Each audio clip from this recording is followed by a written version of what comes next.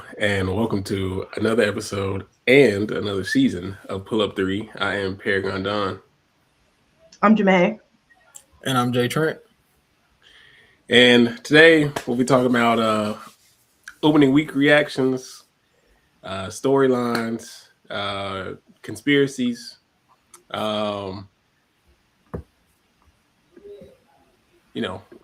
what else was? Oh, earlier war predictions. I know we already made our graphic for our kind of agendas. We'll see if anyone's have changed already. I think some of mine probably have. I did make some decisions. Already? Right, it's been 10 days. I made some decisions that I regret. Specifically my six player of the year and my MIP.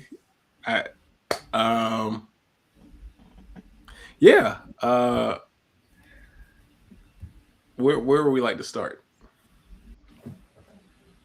I think we should start with our 10-day react, or not 10-day. Yeah, our 10-day reactions to what's been going on. We can start from the bottom though, so Jay doesn't have to rant immediately. We can start from the bottom. So we're starting with we're going by record, or we could do that. I mean alphabetically, but we could do that. Okay. We could go alphabetically then. So we can start with Washington, which is because I actually do have something to say about them. A good thing. Washington, without y'all, are one of my favorite teams to watch. Kiki, Sonya, Shakira is a amazing little trio. Unfortunately, Lauren is a part of my changing for the sixth player of the year. I just feel like they're not going to give her enough burn to do what she got to do, which is not their fault by any means. They're trying to get wins, and there was always going to be a little bit of time, which is fine. I was just very optimistic after everything. You don't think our I think they will, but I don't think it's going to be. I don't think it's going to be enough by the time to make a dent. Like, I think this is like Kennedy Carter's award to lose right now. I mean, fair, but hold on. Why don't I see? Oh, I'm sorry, Jay. It sounded like you were gonna say something else. No. That was my pick. But what I was gonna say is, something that I've noticed that Washington has been doing, and I don't think this is necessarily. It's not necessarily a negative or a positive right now. I'm kind of like in a wait and see, but Sydney Johnson seems very convicted by these lineup combinations, and he really wants these groups of players to be on the floor at the same time. Because I've noticed that he almost exclusively plays Kiki and Shakira together, and then almost exclusively plays Lauren Betts and Angela Dugalich together. And I understand why, because it feels like he thinks those two have complementary skill sets, especially offensively, because you think you want to have the threat of Angela Dugalich being able to step outside and shoot, so that hopefully gives Lauren more space to operate on the interior. It seems like that's the plan. I don't know how long he'll keep it that way. There could be a moment where he decides that he wants to stagger his lineups a little bit more, because he says, okay, I want to have two of my three best players on the floor at all times. So maybe that changes as the season goes on. We'll see. But something that I did want to give him some credit for, and we were really hard on Washington's draft haul, and I'm not coming off of that. But what I did want to say was there is a way to create space without a lot of shooting. The thing is, it can still be difficult when it comes to creating offense in a half court. And you're seeing the struggles with that, like in the games that they've lost. That's been a major part of it. Like when plays break down and they can't get out in transition, they struggle to find easy offense. I think the on-ball reps for Sonia Citron have helped that. But I think that they're going to be looking to find more ways to generate easy looks against a set defense.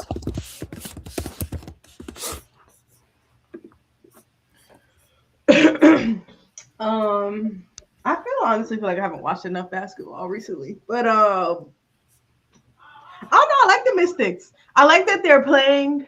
I like that they're playing teams pretty close. Like they're continuing. We always say that like their identity is like playing hard no matter what. And they still living through that. Like they've had a complete new roster change since 2022, and they still play hard. They still defend.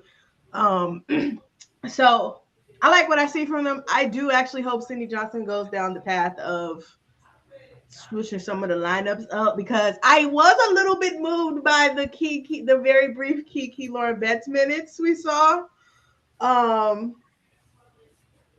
So hopefully that does happen. But it also does feel a little shaky since Cody's now back in the lineup, which you would think those two things don't have anything to do with them, but I do think she's kind of eating up some of the Lauren minutes.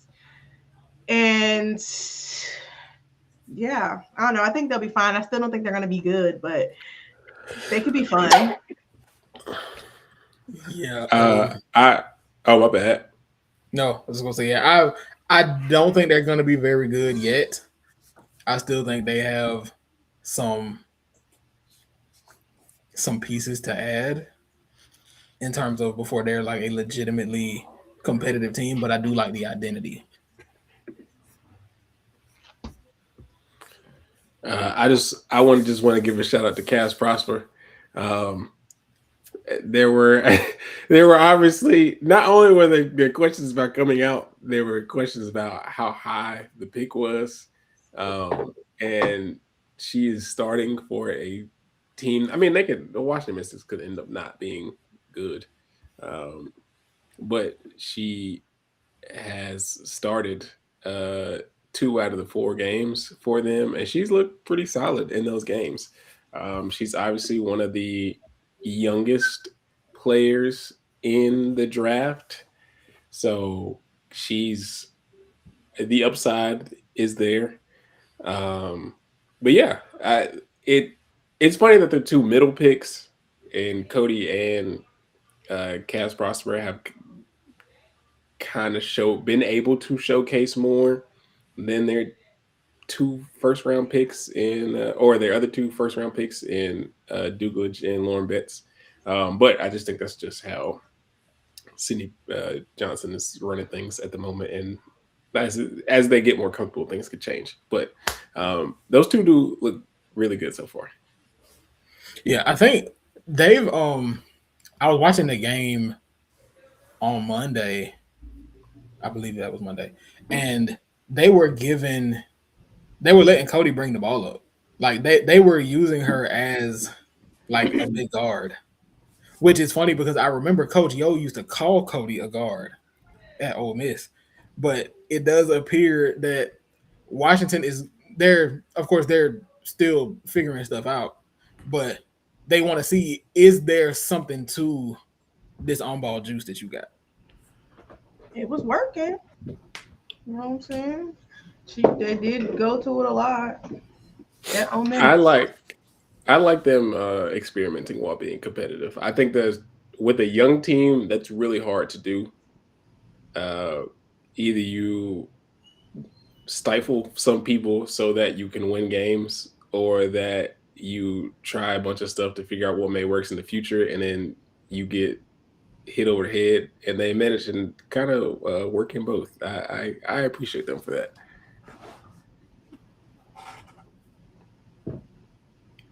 Which makes their firing Jamila so interesting because it's like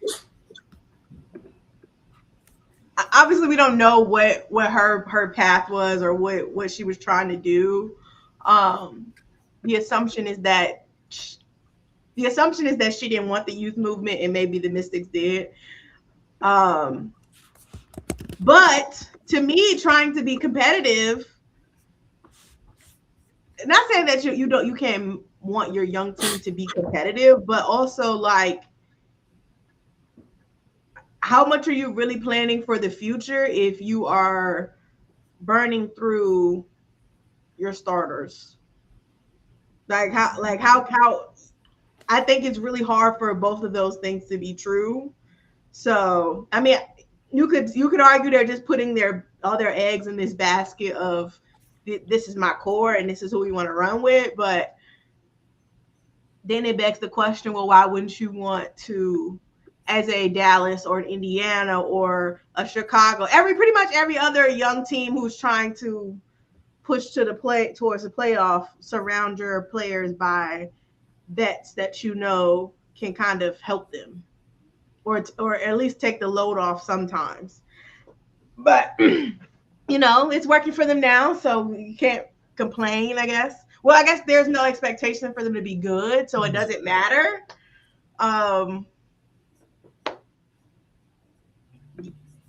Yeah, whatever. We'll see. The next team is the Toronto Tempo. The thing that has shocked me the most about them,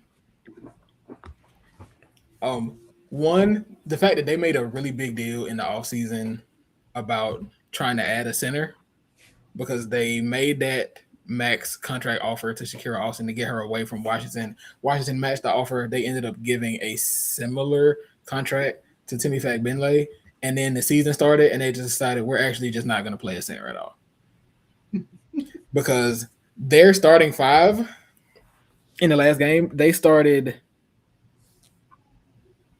Laura and Maria at the 4 and the 5, with Marina Mabry at the 3, Brittany Sykes at the 2, and Kiki Rice at the 1.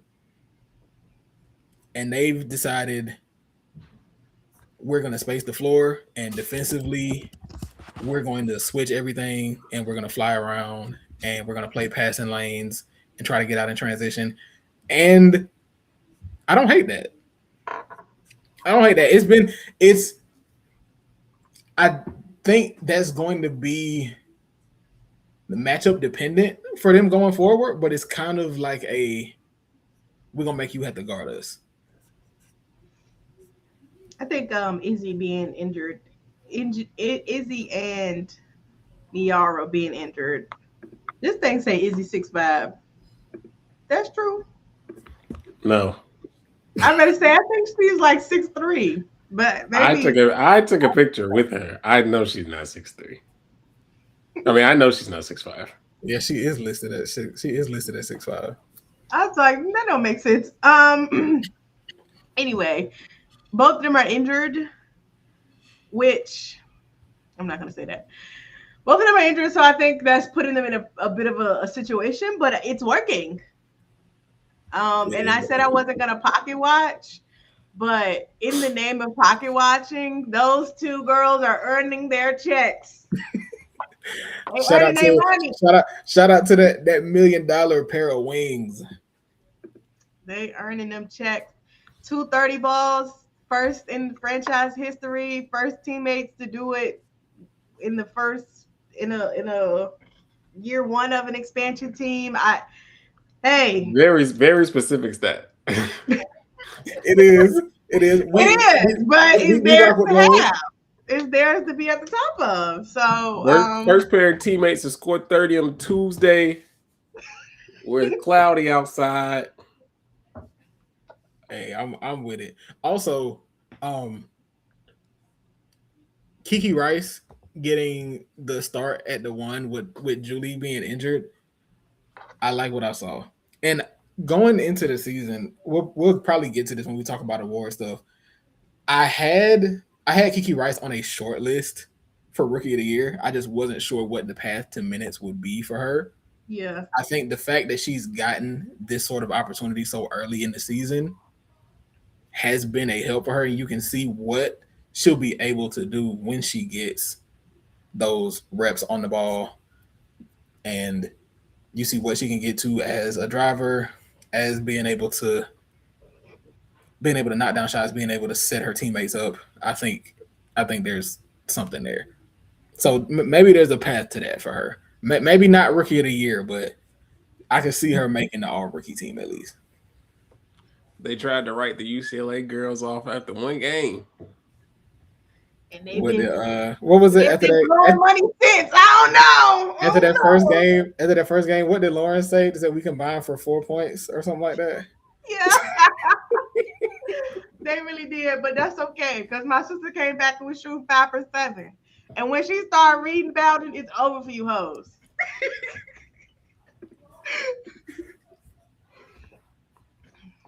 Any more Toronto thoughts?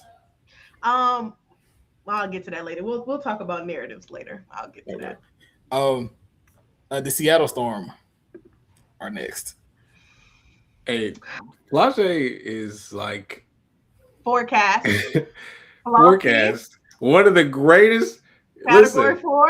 One of the category. Listen, goals. The Valkyries.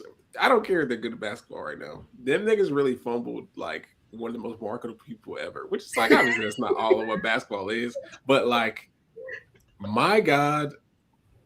To this day, I still don't know why it's traded. Because it's not even like she's marketable and she's bad at basketball. Like, she's obviously good at basketball. So it's like, I don't know. I didn't pencil her in as Rookie of the Year. But I think she's one of the few people I consider probably a lock for first team. Bearing anything crazy happening. Rookie? Yeah. Oh, you can't just say first team, brother. You said first team. There's only one all rookie. There's only one, so we do. I'm sorry, I forgot. My bad. They need to go ahead and add another one, but they do. I feel like she's one of the few now when it's reasonable. I feel like she's probably a lock just because I feel like she's on a combination of like not that good of a team, and she'll also get the minutes, and again, she's also good at basketball. She seems to have really fit into the culture of Seattle, and they really embraced her, and like I really appreciate that. I'm very excited to see how her career pans. Again, although they've not been good, the idea of Flage and Dominique Malanga and Jordan Horston for multiple years does intrigue me, especially Flage and Dominique Malanga, and then whoever they get in the next draft. But yeah, this, and then Ezzy still hasn't played. And you know, I think this could be a very special group later down the line. My Seattle thoughts. I do want Zaya to find it because the first game when it was Zaya and Flage going band for band, I was moved. I'm not letting it go. It will come back around. Also, I was surprised to see them waive Grace Van Sluten. Will soon because All Fam is returning soon, but I was surprised to see her get waived. She looked kind of fun. I kind of was enjoying the little minutes that she played. I don't know if I've loved Natisha Heidemann. I think it will be fine. I do think it will be fine because, like, obviously she's not here to be the star. And I think the time when they need her to be the vet, it will be reasonable. But we know y'all just out here to have fun. Jade Melbourne coming back for her job, though. That's what I like to see. That's what I like to see. I do. I could get with that. I think I am intrigued to see once Seattle gets like all the young pieces out there together. Like if I had to pick like a lineup that I want to see, I'd like to see what the lineup looks like when if you can get Flage, Jordan, Awa, and Dom just out there together, just to see defensively what kind of coverages you can run, offensively who you look to get involved. If you work on any if you have like a high pick and roll, if you're doing hub work or a pick and roll going into if your bigs can make reads after receiving the pass off the pick and roll. Like who are you looking to get the ball to?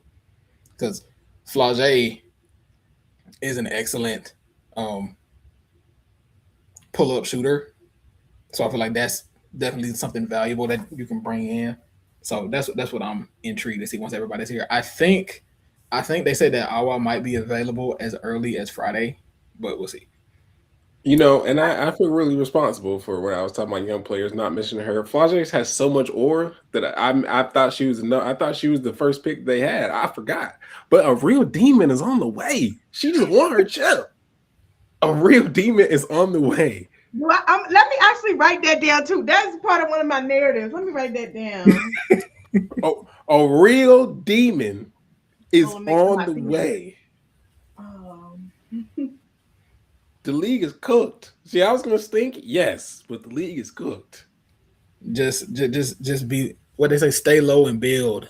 Yes. Be impatient. Stack your move in silence or stack your bread. Hey, look, they better get Louise Seattle gonna be doing the money spread on niggas in about 2-3 years. You better get your funds up while you can. They already money spreading low key. Like honestly, they already money spreading. I will say also it is promising that Flage out there just pulling threes. You know what I'm saying? I love that. Love that. Jordan Horston also gonna find her step. She's gonna find her step, and we gonna get right. I ain't worried about it. I think this is probably the best place Flage could have got drafted because the Valkyries they probably would have had her playing like 5 minutes a game, and every time she did some shit, they was gonna sit her down. This is the best place for her. Them niggas do not play over there. The next thing we got is Portland.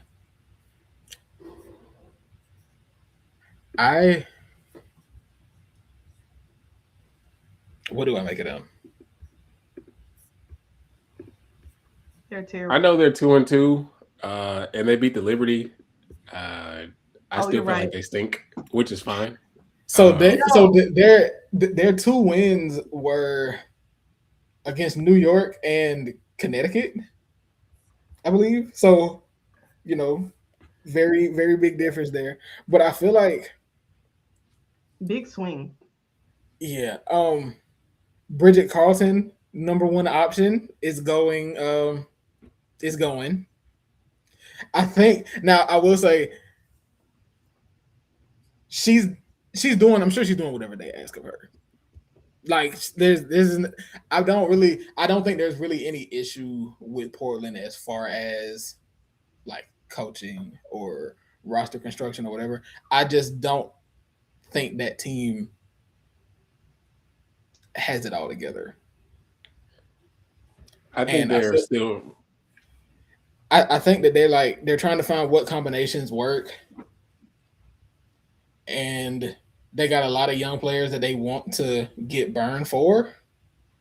So it's going to lead to a lot of inconsistency as the season goes on, which I think is okay. I don't think they came into the season feeling like they'd be competing for anything.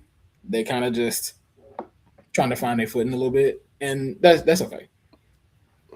Yeah, I think finding your process as an expansion team is really hard, especially since you playing with everybody else's scraps for the most part. I'm sure Bridget Carlton is having a great time. If we're gonna lose, let that ball be in my hands. If I put up 16 of the things and we lost, we're gonna lose anyway. Shit. Yeah, I got the bread and on the face of the team, I'm having a fantastic time. And no expectation hoops, $1 million hoops. Also, I want to give credit to the Portland crowd because y'all really be into it. Yeah.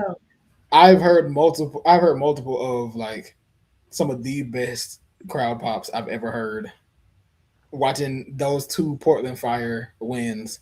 So good for y'all. And on that note, Sarah Ashley Barker, Alabama legend.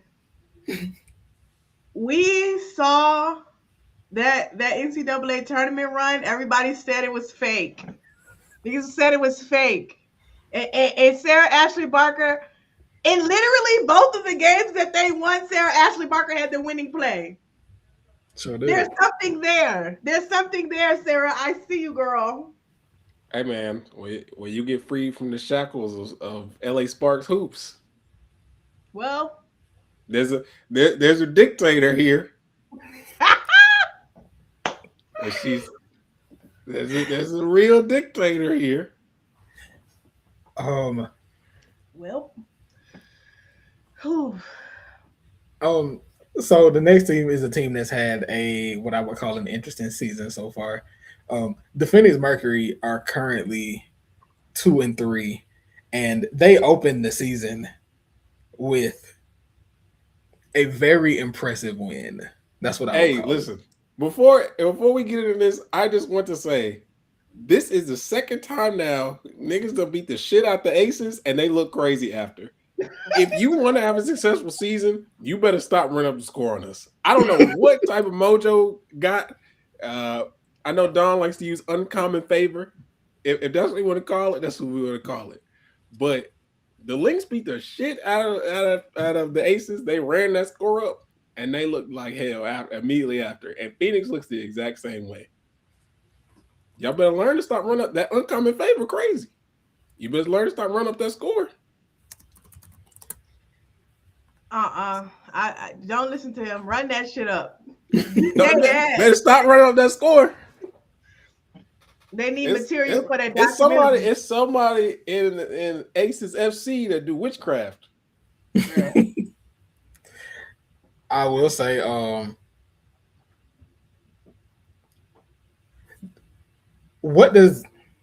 know we're gonna get to this when we get to award stuff. What is the path to an Alyssa Thomas MVP case this year? A 15-game win streak.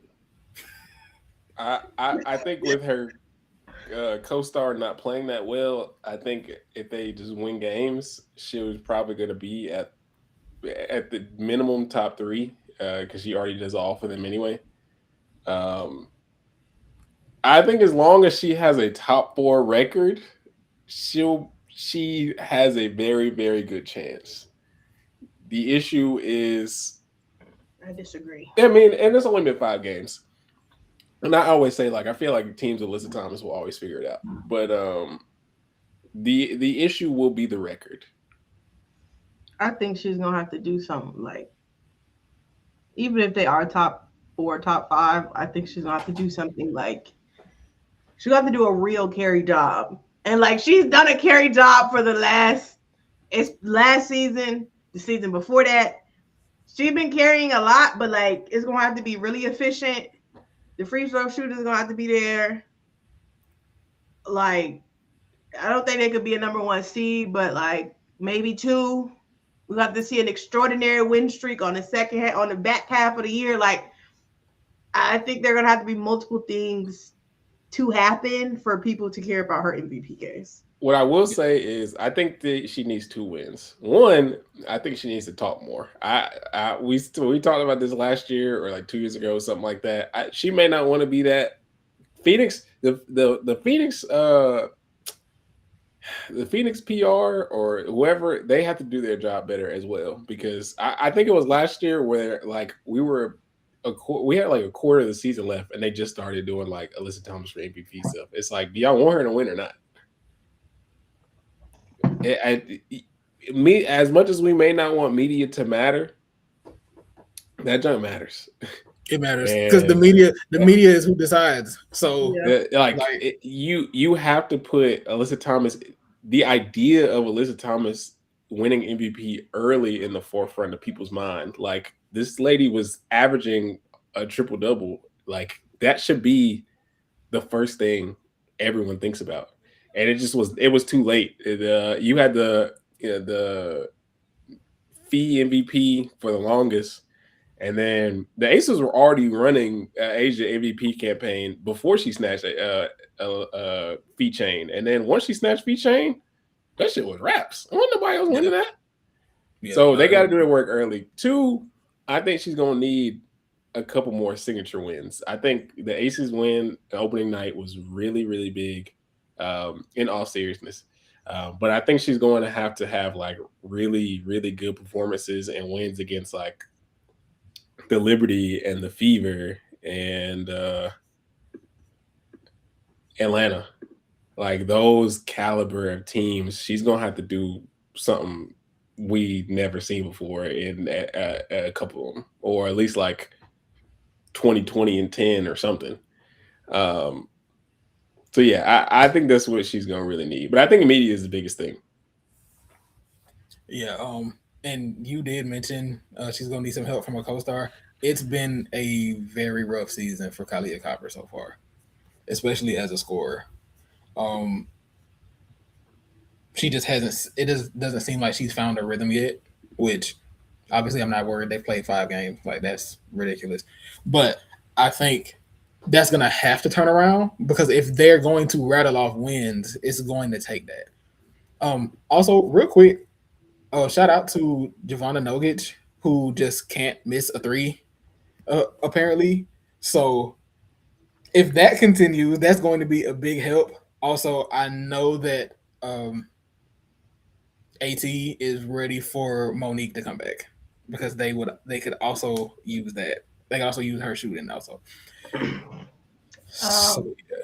Nogic is shooting 51% on 5, almost 6 threes. So I was saying this kind of earlier, but I'm not super worried about the Mercury. Like, they do have to stink it up a little bit. That's a part of their little bit they be doing.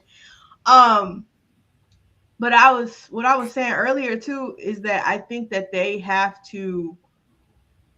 do have to fill the Satu role. And at this point, with the roster they have, it's going to have to be a committee thing. But they're definitely going to need Nogic.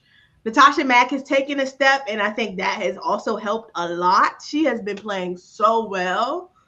The rebounding is there. She's scoring. It's looking good for Mack Truck. But Natasha, Giovanna, and hopefully Monique comes back with her 3-point shooting. She brings that back, and she's going to have that through the rest of the year. I think the 3 of them could fill in the gaps for what they lost not having Satu. But that does mean that Ka and AT are going to have to be more consistently good. And I think the problem I think right now with that is that just Ka is trying to change her shot diet more. She's definitely trying to pull more threes than she normally does. And we just have to deal with the growing pains of that.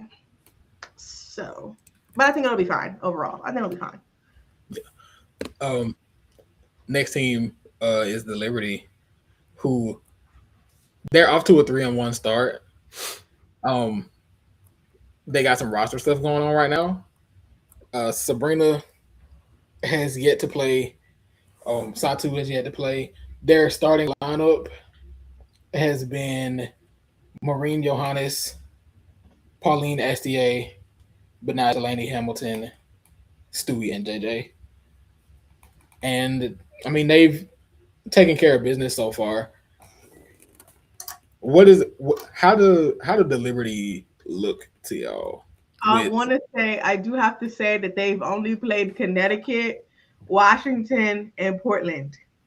So in theory, not even in theory, they should be whooping their ass. So they're not getting any 10s from me. But Miss Astier, you will get 10s from me. You will get 10s from me because that's real hoops right there. And in fact, they do need to release her. When y'all decide that Sabrina is back, let my sister go. She has somewhere better she could be. Yeah, she is currently that greed getting to you because you wanted to say where.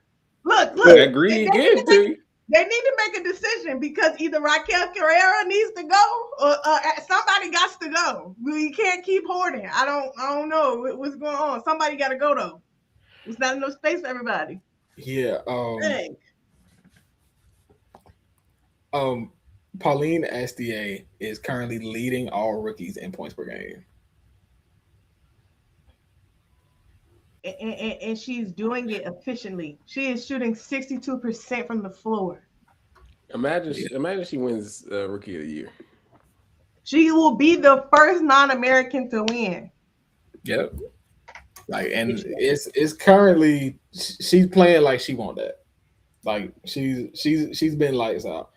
And I understand, of course, we factor in opponent and all of that. But as a team, they're doing what they're supposed to do.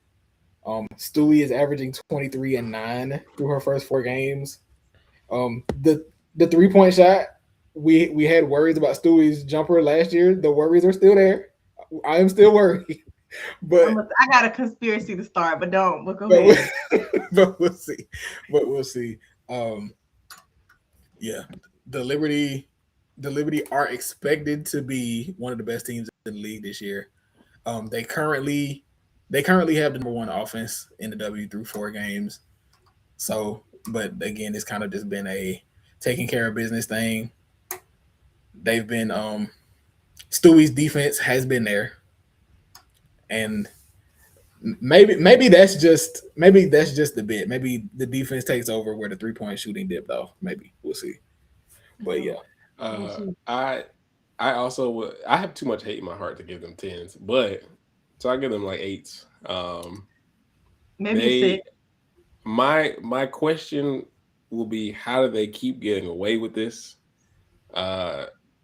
They again missing the people that they have, and they've been able to plug and play in that way has been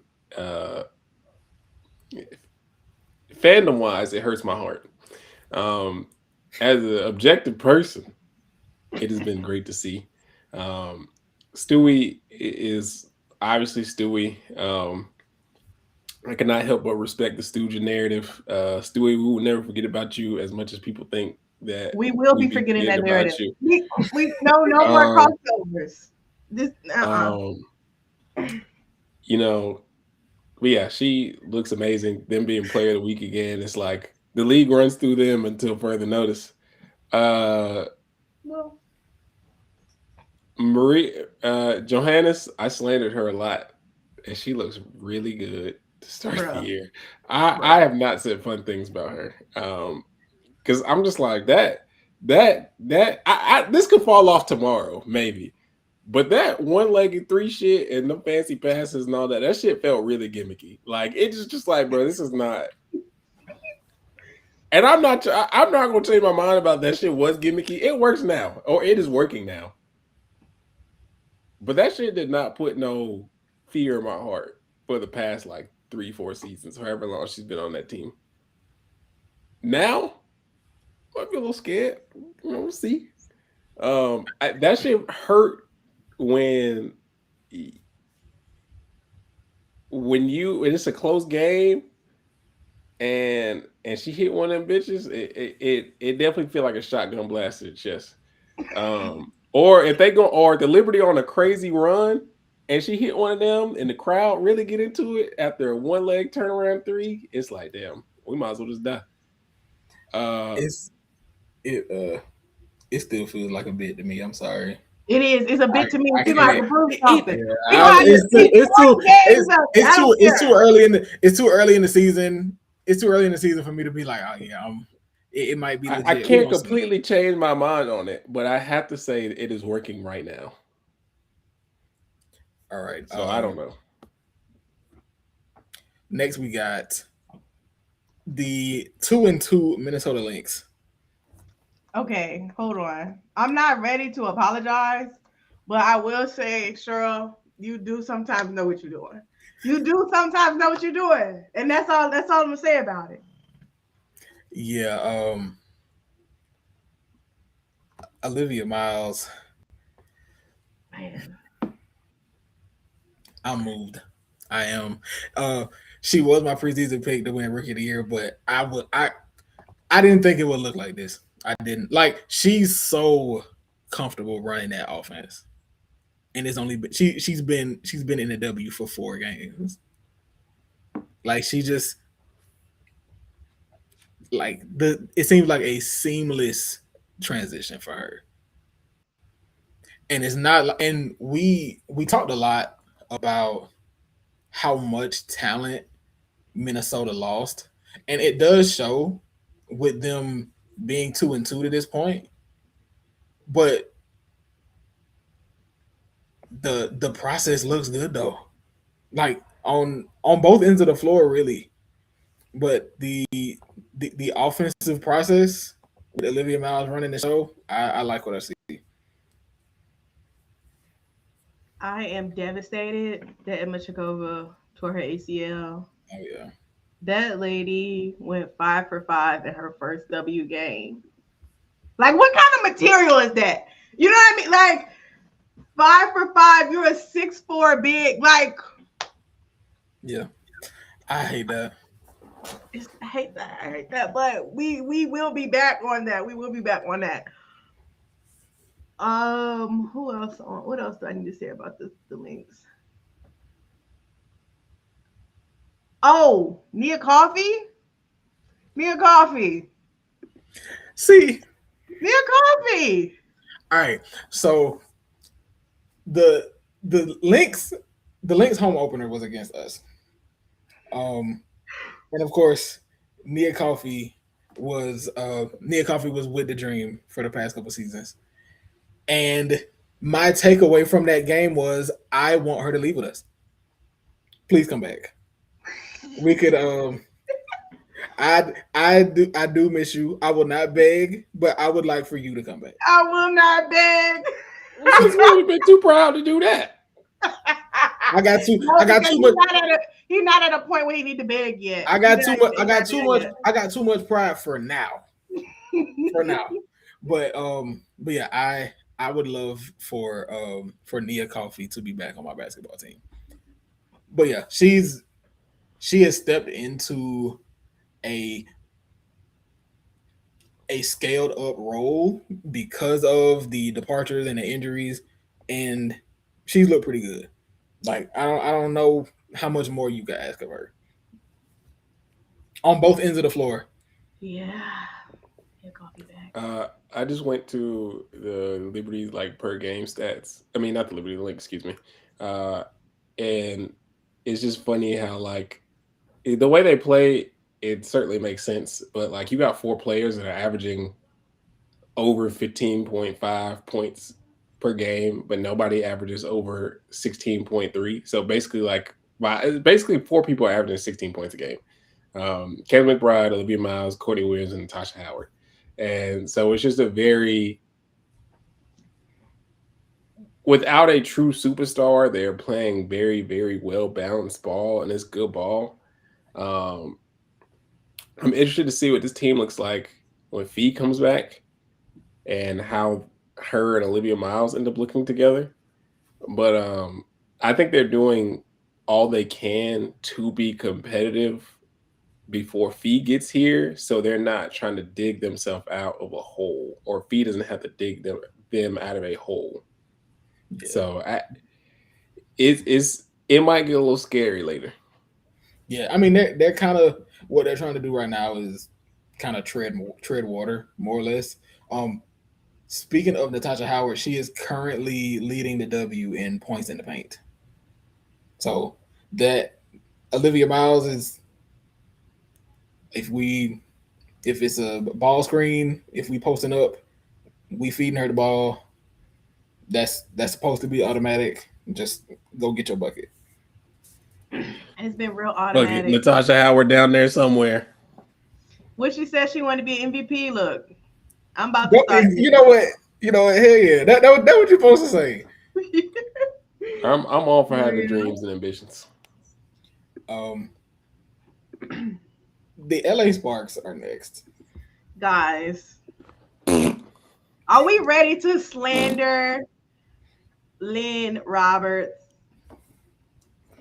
I'm not gonna do it yet, but I understand why everybody else wants to. I'm gonna do it because y'all spent all year last year attacking Chris Coclanis, and the real villain was in LA the whole time.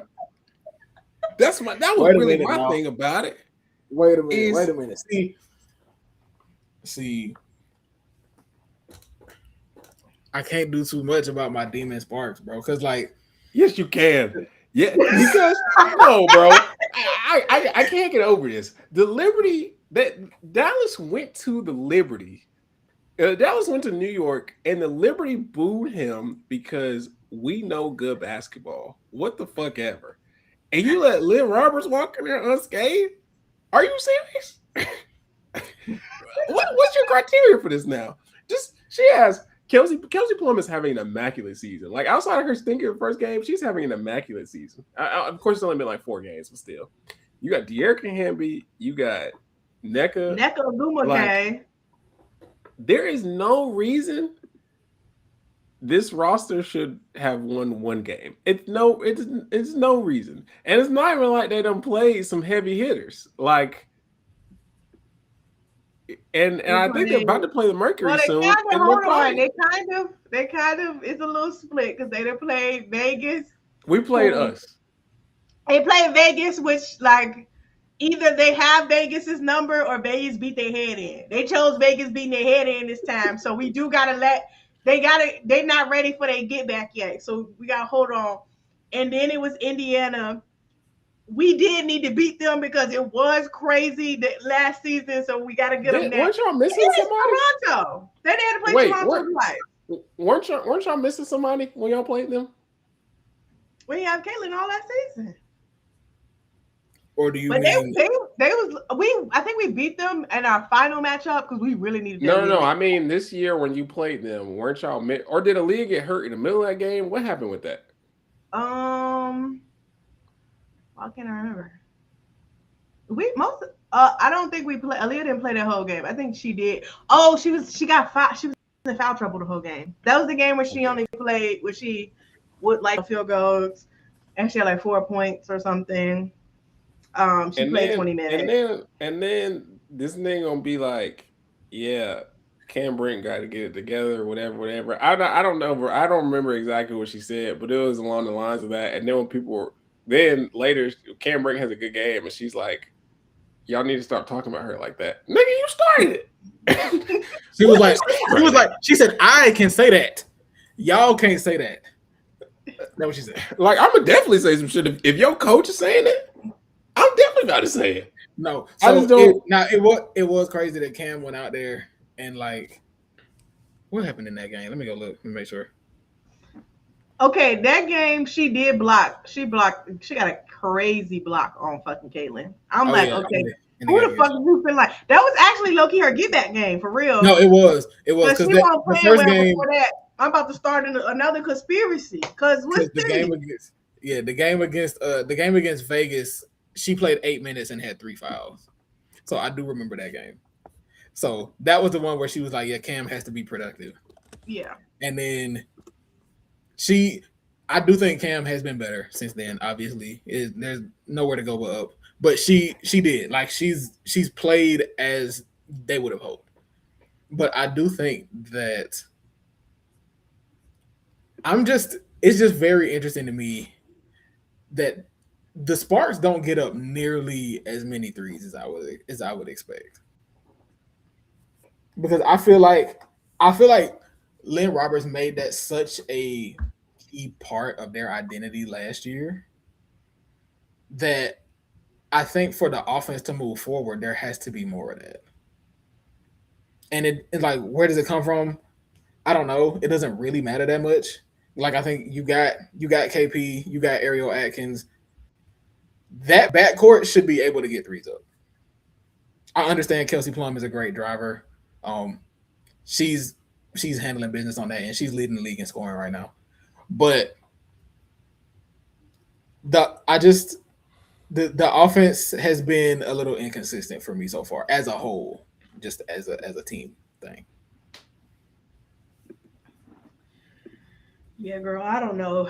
They're gonna have to figure it out quick because last year at least they could be like, oh, we not healthy. This year, by game 10, I'm giving y'all till game 10. If it's not then, I will be saying something crazy. Jay, I have some bad news, brother. Was it? The Sparks are on fake demon watch. I know what you pin them as, but they just might be fake demons. We can, I just can't. We can't let that happen yet because you do have NECA right now, right? Like the KP NECA thing there has to be something there. I don't know when it's gonna show, but it has to be something there.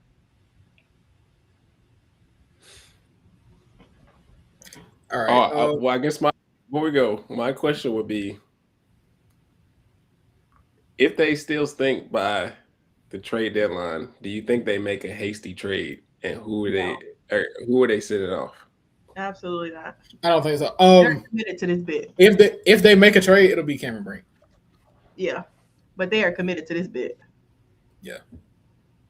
The next team, Don, is your Aces. They are currently the best team in the league. They have won 4 of their 5 games. They are 4th in defense so far. So the offense is up and down, is what I'll call it. But you got Asia Wilson. So how are we feeling? Man, listen. The Phoenix blowout scared me. I will admit that. But again, I've never seen a team bounce back from 50-point losses like that before. That it's actually like, I feel like they need that every year now. Like, I'm glad they got this out of the way, the season opener. It was ring night, so at least the fans still had a good time. They got to still watch their team get the rings, so it wasn't a completely lost cause. But yeah, I mean, Asia's Asia. Chelsea Gray is Chelsea Gray. Kennedy Carter, you have saved my life, actually. So again, I don't really have much to critique, I guess. Like Jay said, there are offensive inconsistencies, but I think everyone is still trying to figure out certain things. We gave Jewel hella money. She won us a ring, so I'm not going to harp on her too much. I'm sure she'll figure it out at this juncture.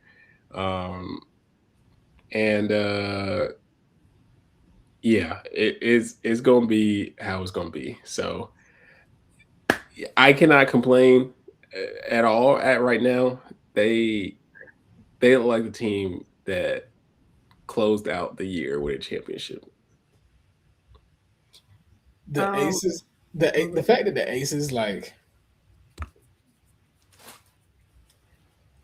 the fact that there's been such a shift in offensive identity from the previous years since Becky has been there to now, I think it's kind of a testament to a couple of things. But one being her as a coach and being able to shift your philosophy based on your personnel, because the Aces are not putting up any threes right now, relatively speaking. And that feels vastly different from the way that Becky teams usually play. Part of that is Kennedy Carter being able to get into the paint whenever she wants. She currently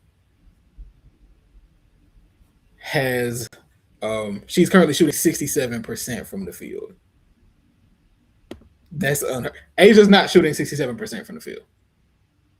So, I mean, the fact that you've got you get 19 points per game off the bench from Kennedy Carter right now. That that is a major reason as to why, despite the offensive inconsistencies, y'all have been able to just grind wins out, even after the 30-point blowout against Phoenix to open the season. And Jackie has not been good. Relatively Jackie speaking. and Jewel are both shooting 20% from three. Like, so, you know, I have the utmost confidence. I don't necessarily feel like, I mean, Jewel's probably gonna come through when we need her because that just seemed like her archetype. But I feel like Jackie is gonna have a lot. I can't imagine her not having an all-star season at the very least, and she's not having one right now. So I'm sure that'll fix itself. Right now, she is attempting more field goals than she has points per game, which is nasty. I'm sure the 0 for whatever game did not help. Your face was very funny. But yeah, that is not good. But again, I have too much confidence in her to fix that, so I can't be too concerned. And again, we're 4-1 now. If we would have lost that Atlanta game, this would have been an entirely different rant. Entirely, it's so crazy how like one possession really would change your life. I'm sorry, Jay, but Oh, it's okay. It's okay. Don't worry. Yeah, they like. One of the final possessions, the one before Asia got stripped, which is like, all right, whatever. Or before Asia dribbled the ball off her foot, Jackie took like a pull-up midi. And I'm like, this what the play we ran when we need a bucket? Is like that. And not to say you shouldn't have confidence in that, but like at least set her up for like a catch and shoot one. Like the nigga who is 0 for 20 don't need to be shooting a pull-up three and pull-up jumper right now. I'm so sorry. Gotta get her going. But yeah. Also, shout out Stephanie Talbot. Your stats are not like eye-popping, but I think she has a fit, to say the least. I think she's done her job when asked. To me, she plays defense. She gets to her spot. She don't try to do too much. I can't complain. Yeah.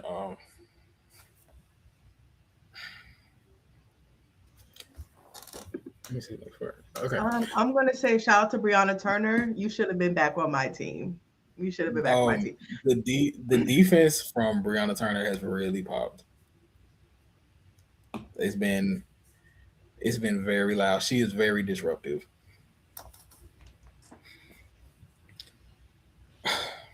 Yeah. The Indiana Fever are next. The Fever are currently 3-2 because they did just close out this game against they just closed out the game against Portland. So they are currently 3-2. Going into that game, Indiana was 4th in offense, 6th in defense. They've had some injury stuff. Caitlin Clark missed this game. Aaliyah Boston has missed a couple of games for injury. How we feeling?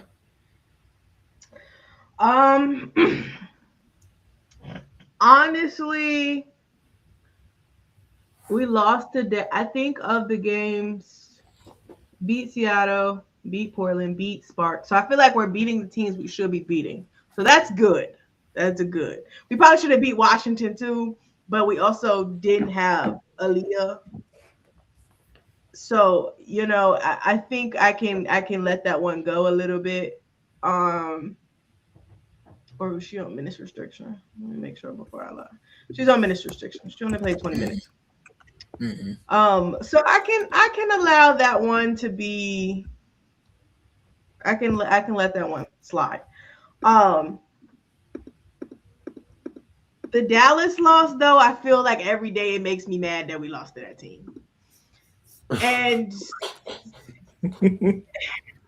I thought I would be over it, but just the way that we lost that game is just like, girl, we was not shooting well for threes, and our last 2 possessions were threes. They were open, so shout out to Stephanie White's clipboard, but why? Why did we do that? But I don't know. Overall, I think it's fine. Like I think we're playing fine. The defense has looked better since the first game, so I'm okay with that. We haven't been blitzing as much, which I think is fantastic. Um, I do have to give credit to Maisha Hans Allen because they were jumping her, and I never thought it was a bad move. You know, Maisha Hans Allen to me is one of those people who just you just need to plug and play. You know what I'm saying? She don't need to be your starter, but if she can give you 15 solid minutes, you can work with it. And she has earned her money the last couple of games, so I do have to give her a lot of credit for that. Who else? That's the only person that I really need to give. Oh, KK Timpson, love her, love that down. She's playing so well. You can see the difference with her offense. She's still defending at a high level. I love that for me. Love that for her. That is our future right there. So, yeah, I'm not super worried about it. Hopefully, this Caitlyn thing. I know everybody's jumping and making a conspiracy because she had a late scratch today. But ultimately, I think it's fine. I would prefer to not burn her out anyway. So, yeah, like I need the rest of our team, not named Aaliyah, Caitlyn, Kelsey, to find it and find it efficiently. And I think that we gotta let people get burned to do that. They gotta find it somehow. So I've been okay with the way we've played. And the losses have all been close, so it's not like we getting our ass beat. So it's been fine. It's been fine. I want to talk about the Caitlin Clark off-ball reps because this is. I've been waiting for this. Okay, I feel like when you talked about how at the end of the Dallas game, they drew up a play to get Caitlin an open three. I know it's a small sample. She's only played 4 games. She is like the plays that they're drawing up to get her threes off the catch. It's like this is exactly what I envisioned. This is why I wanted Indiana to draft Raven Johnson. And it's like I know that like just the fact that you have lineup combinations where you can run off-ball actions for Caitlin. She can shoot off the catch. The drives have also been up. And it's like this is what I wanted to see from her because I knew that there was more to her game as an offensive player. It's like I understand how good her court vision is. I understand how good of a playmaker she is and how dynamic she is with the ball in her hands. But you can open up so much more for your offense when you allow her to mix in those reps where she's playing off the ball. And even more so when you got her and Aaliyah out here together because Aaliyah has a lot of gravity when she's cutting towards the rim. She's also got very good touch as a passer. She can make reads. She can hit open shooters. All of that. So valuable. And that's why I picked her to win the MVP this year. But we'll get there in a minute. Yeah. The drives have been it. But really though, the plays to get her these off-ball threes, I've been like, damn, Steph really, Austin, Steph, somebody over there is really putting something together for me, and I love that. I love that. The next team is Caitlyn. Oh, I was about to say, is Caitlyn not one of the?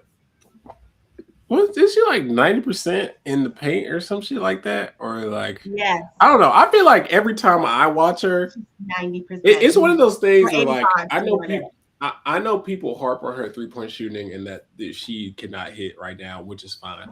But she's built up so much of I can't even call it a reputation, a legend at this point. But people are like, that's just how big it is. People are so worried about her shooting a 3. She just walks into the paint.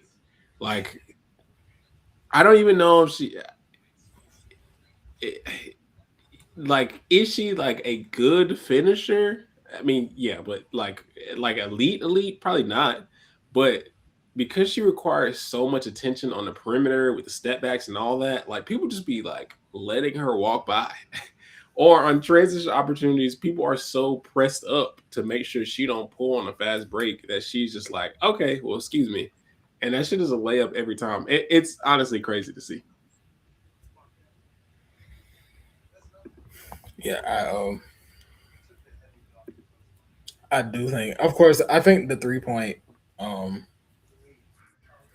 numbers will balance itself out. Like I know that she's shooting like 32% from three right now, but which is pretty good. it's fine. Like it's not. I understand it's not like, oh, when you think of like an elite shooter, but she's really more of a. I've seen people say a 40% 3-point shooter does not exist because a 40% 3-point shooter doesn't shoot enough to really scare a defense, and I think that's true. But I do think that because Caitlin and Kelsey are currently shooting about the same percentage wise from three, I expect I expect the number to go up for both of them though. Like they're both at around 32%. I think they'll both find their way into like 36-ish range somewhere. But the next team here is one of the teams I wanted to get to.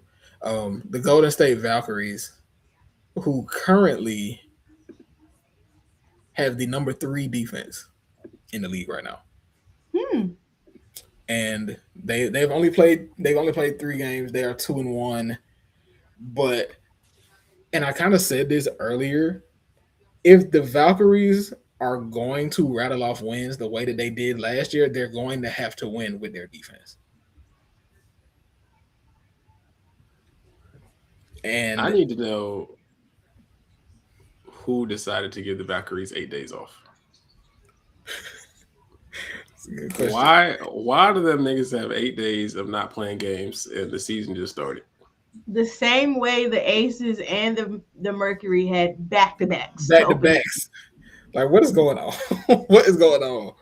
I know scheduling requires a lot of cohesion between venues and the league and other teams and all that, but like that's very nasty to me because I know that back half of the schedule is gonna get bad.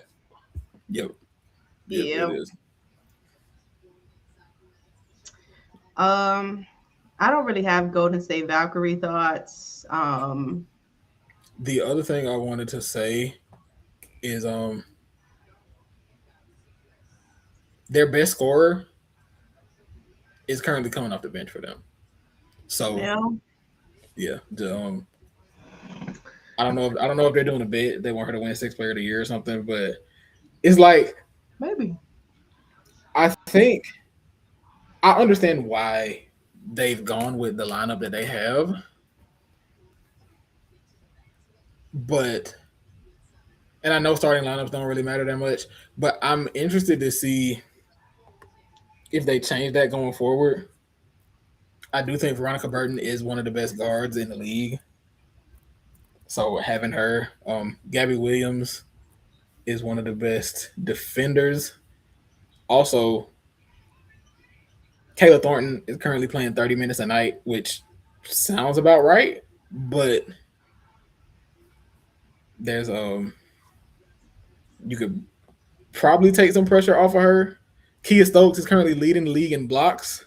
Very fun. Kia Stokes. So very fun. Thank you for your service. They've cycled in some Letitia Amihir minutes, which has been fun. She flies around defensively. She can make every defensive play. So big fan of her. Don't have much more to say right now in terms of Golden State. I do think Veronica Burton makes a push for an all-star team this year. I can see it. I guess too, it doesn't help that Tiffany Hayes and Xander Lassini are both injured. Yeah. So I will be interested to see like how they get plugged back in. Because I guess Kyla Charles, which is interesting, shout out to Kyla, has gotten the starting spot since Tip is out. Mm-hmm. But to your point, like Janelle could probably slide in there and let Gabby be the 2. Yeah, Gabby be the 2, Shalon be the 3, Kayla the 4. I can see that. Yeah, I can that see could that. work. They got some interesting lineup combinations they can look at. Yeah, I that could actually I do like I like their roster. Like I like that group. I'm not convinced as to what the ceiling for that team is yet, but we'll see. You better hope they make the playoffs. That's Oh, where I'm at. they have to because it's gonna look real it's gonna look real bad if they don't. I will be starting an agenda. I already have the agenda in my mind that I'm starting, but whatever. So speaking of agenda, go ahead. Oh, I'm sorry. I was gonna say I know we're gonna get to this team in a little bit, but the Chicago Sky are hooping right now. Yeah. Well, we can Like, starting with Dallas. Dallas is next, so we can. I'm we can talk sure about y'all that. have seen my face a couple times, but they are hooping right now. Yeah, Like Dallas Camilla is 6 for 6 from the field. Yeah, I have a lot of 6 for 6. She been hooping, but I ain't. Let me open the box score. Yeah, I got a lot. I've been watching it, but I have a lot to say about them.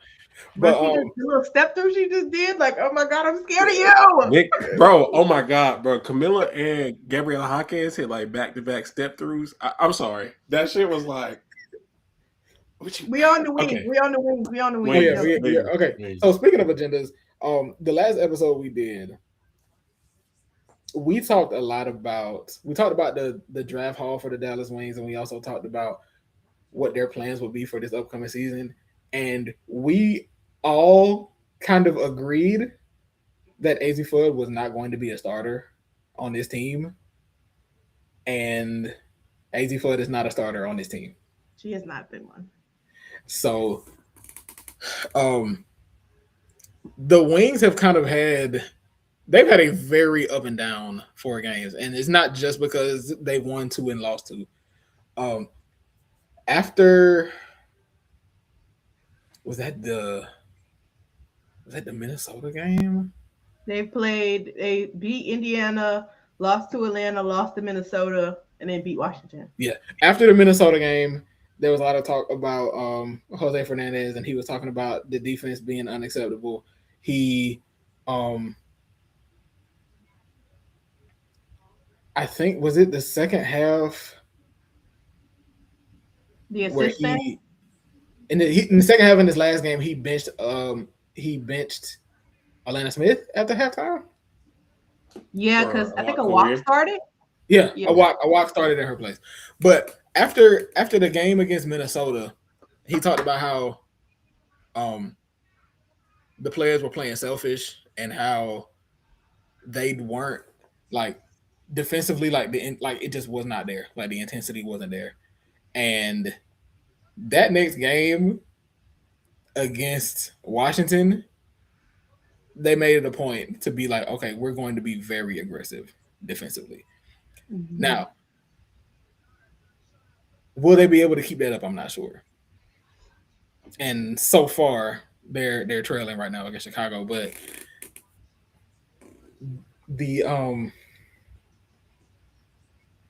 I got a lot of questions about the Wings. I know that people were high on their offseason. I felt like I was, well, not just me, us, like as a collective, we're kind of considerably lower on the moves that Dallas made because it felt like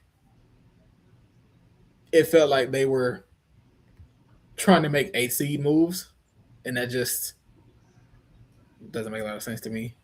They're trying to make what moves? 8 seed. 8 seed. Oh, 8 seed. Okay. 8 seed moves. Now, their offense, they do currently have the number 2 offense in the league this year, which is very funny, all that considered. Their defense has just been not great. So very, very up and down from them there. We should have expected it when Jose said, when they asked him about the defense, he said they got to guard us too. We should have known. We should have known in that moment. We should have known that was actually, I don't know yet. We're going to have to see because, yeah. I will say Arike has looked good. The Parike agenda is working. It is at work, and it is on the right side of history. It's working. Um, I think people can't really tell though because the defense is so bad. Um, but I will say I do give credit to AZ Fudd because I do like. I know she's not starting, but I have like the minutes that she's had and the shots that she's taking. Um, she's been like mostly effective, so I've enjoyed that. Yeah, no, she's been good. Dallas has a lot of players that I like, and I kind of like the idea of them together. The front court of Alana Smith and Jess Shepard has been very up and down. Is probably the best way that I can put it, because I feel like Jess Shepard has kind of done everything you could have asked, everything you could have hoped for, at least. I think Alana Smith has had a rough start to the season. Yeah. Kind of on offense and defense. Poor baby. But of course, I think the Wings are going to be fine. I think they got time to figure it out. I do think they can push for one of those last spots in the playoffs. But like we've said before, I just don't know if that was the way I would have gone about building this team. But I know teams don't like losing, so that is true. Also, I do have to give credit to Jess Shepard. I do think that she has played much better than I expected her to. In terms of like I feel like she always had like a burst when she came off the bench with Minnesota. I feel like she was always like a good burst of energy, but I just didn't think that was like a sustainable burst. But she's showing me something, so I do have to give her a lot of credit for that. Yeah. My critique right now is like on Paige specifically. I think she's very easily one of the best and talented players in the league. I really wish she was more aggressive. I say this a lot, but she's really like KD derogatory. She like, I really want her to shoot more than when she has the perfect shot lined up. I feel like she could, as much as she does already, I feel like she's capable of so much more. They got a number 2 offense right now, so it's working. And it's not like everyone else is always perfect and like she's not, whatever. But I feel like I do see a lot where like, and I kind of felt like this last year, a lot of people harped on Arike's shot selection, but it felt to me like Arike is willing to take the shots that no one else will. And Paige is more than happy to pass that bitch off if that shit is not exactly how she wants it. Like if she can't get that shot off that pick and roll, or like them dribble moves don't break down, she's passing that shit off. And I feel like if she's gonna be like the number 1 on a championship team in the W, like people want her to be, she's gonna have to be more aggressive for me. So, a very funny page that I saw earlier today. She's taking 4 threes a game and shooting 62% on them. Like that's unheard of. But I do agree though, and her field goal attempts are actually down from last year. So, which is crazy. It's like she's taking less than 12 shots a game this year, where she was at 15 a game last year. And she's scoring more this year. Part of that is her making more threes, but again, we're like 4.5 games in. They also my last Dallas thought is that they are ruining my Maddie Segrist 6th Player of the Year agenda. Free my sister. Free my sister. She got to get up out of there. You got to get up out of there. One more question about Dallas. Do y'all like the Paige, Arike, Odyssey Sims trio starting, or does that need to be switched up? I don't hate it. I don't hate it, but it feels more like a closing lineup to me. Mm-hmm. Like, I feel like Odyssey plays some of her best basketball in crunch time. And so it works, but I don't know if it's like detrimental to the team if she doesn't. Yeah, I think that's fair. I think the time to experiment is now. I agree. Next we have our only winless team so far this season, the Connecticut Sun. They've dealt with some injury stuff. They've dealt with players still not coming over. Nell Angloma just came over. They're expecting Layla Lacan to come over. Brittany Griner has missed several games now. Olivia Nelson-Adota has missed several games. They've also had a pretty rough schedule to this point. They're currently last in offense and 13th in defense. So pretty rough all around. But any positive takeaways from what you've seen from Connecticut so far? Anissa Morrow. Go ahead. I was gonna say Anissa Morrow has looked very, very good. I feel like they may also be doing a bit with having her come off the bench. They need that a little bit.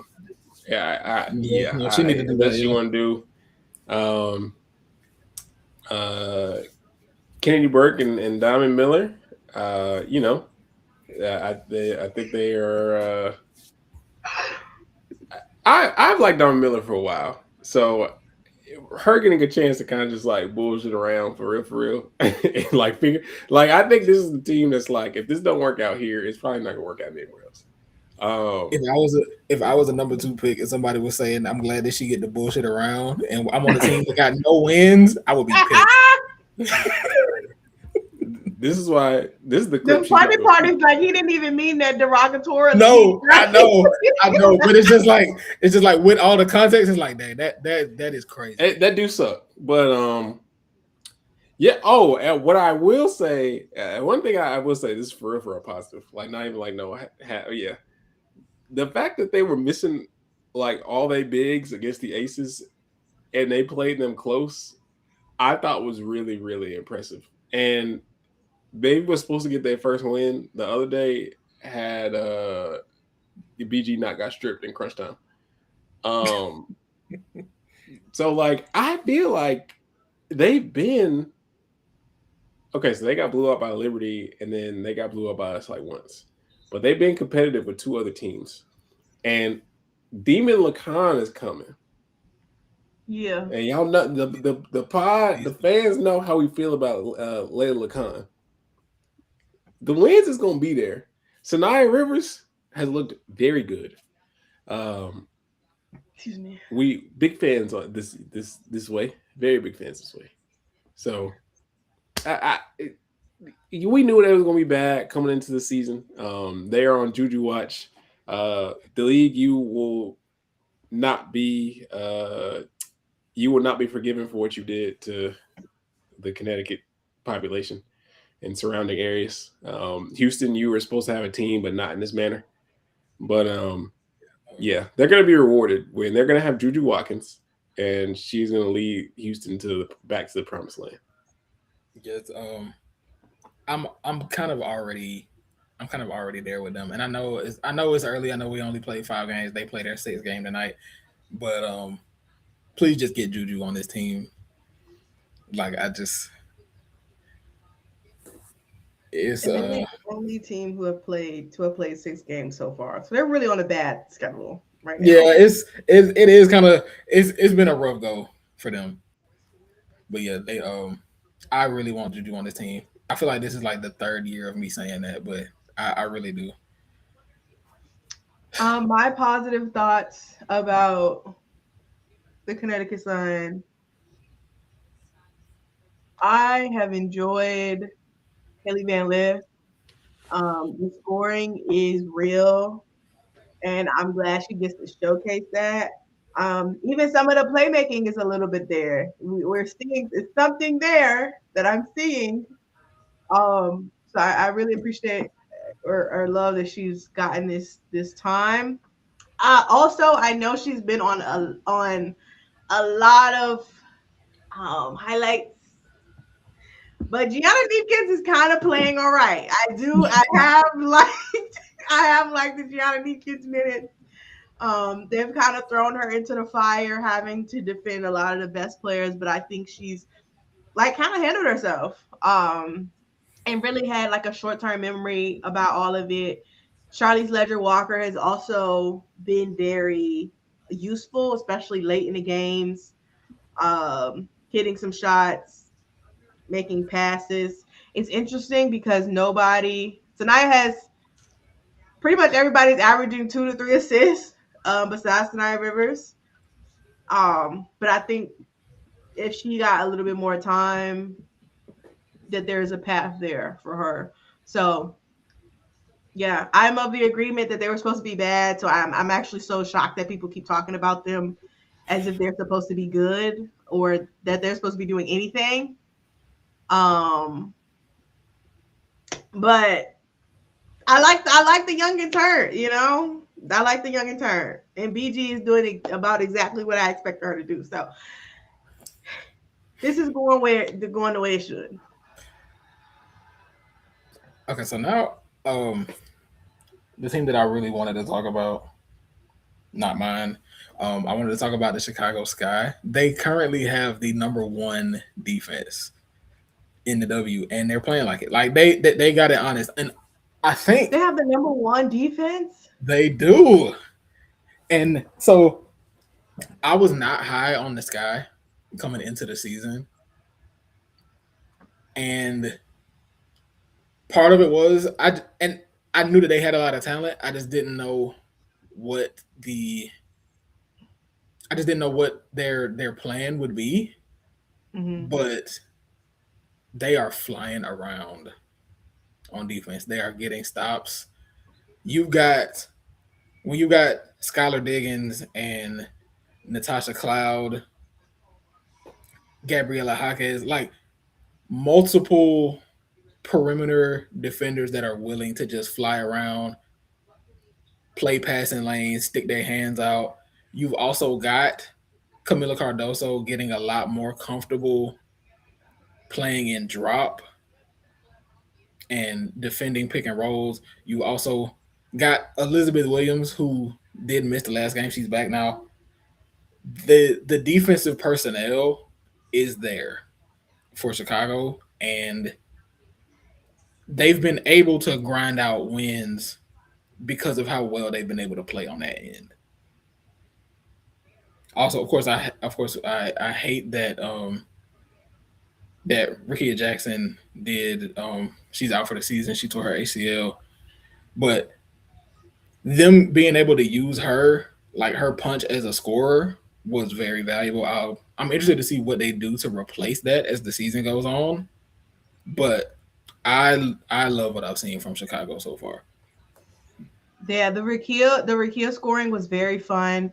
I have to then I will be giving all the 10s to Gabriela Jaquez. And actually a lot of y'all owe her apologies because the tweets was saying Gabriela Jaquez at 5 is too high. Too high for what, bitch? To impact the team? Don't piss me off. Don't piss me off. She's been so fun. Camilla is taking a step in the right direction, and we love that. JC Sheldon, since Rickea has gone down, prayers to my sister. I do need her to be back and better next season. However, the MIP campaign will be moving to JC Sheldon. It will be moving to Jason Sheldon. So, I think I was higher on the Sky than everyone else too before the season started. I think I'm just also like the Sky as a whole. I feel like if I was not an Aces fan, that would probably be my second team.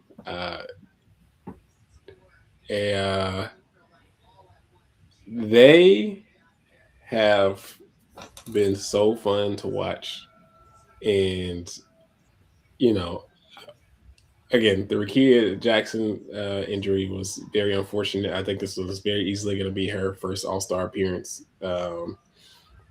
She was definitely getting more comfortable being the focal point of an offense. Um, I think this is. I felt like Camilla still could have been an All Star next to Rakia Jackson, but I feel like if there's any time to be an All Star, I think this is going to be also her time to really get comfortable. For me, she probably needs to be the next person that's like, this is the for real priority now. And it seemed like they've been kind of pushing for that more often. Um, Natasha Cloud looks really good. She fits this team perfectly. And it's kind of been crazy to see, like, as soon as she got there, like, I got to see how much she averages. Like, she has been, yeah. she's averaging. She has been hooping. She's averaging 8 points on 45% from the floor, but really, it's because her 3-point shooting is so low. But she's shooting 56% from two. Mm-hmm. Career best. Well, 4.7 assists, 4.3 rebounds, and has she been starting? Like she had no, she's only started one game. Yeah.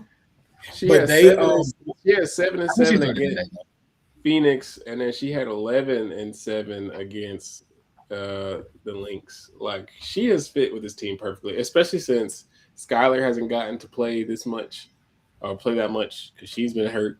So the Sky have dealt with their fair share of injuries, and they've still been able to look like a very good team. So shout out Tyler Marsh. I know they were questioning your coaching abilities, but you've obviously done what you need to do so far with a decent personnel.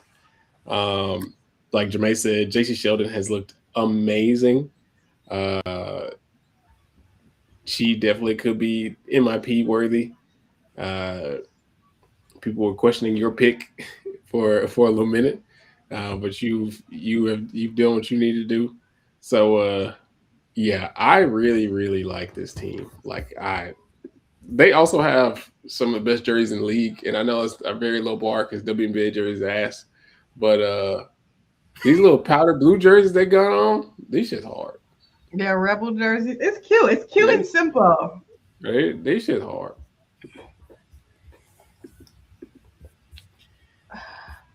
Last but not least, the Atlanta Dream, who are 2-1. They are second in defense. Didn't know that. Yeah, second in defense. Offense. Yeah. And they beat Minnesota and Dallas in very close ones, and then lost to Vegas, also in a close one. Very close one.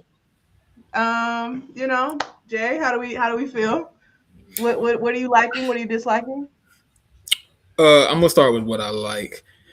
I have loved the defense.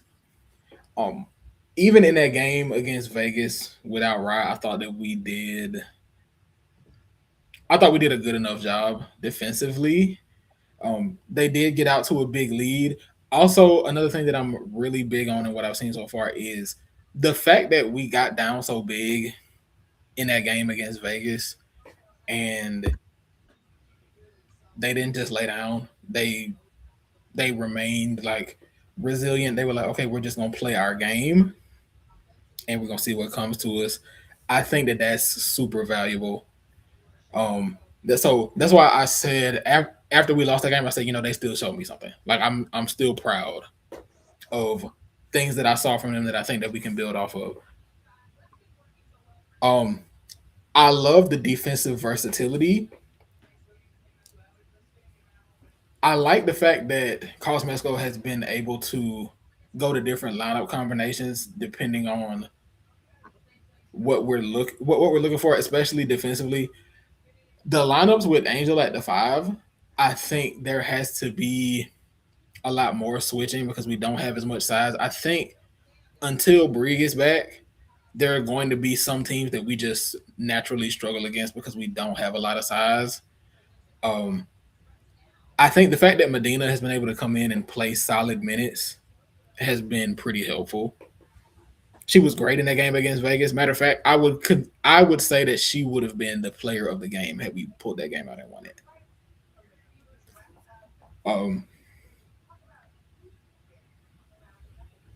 What frustrates me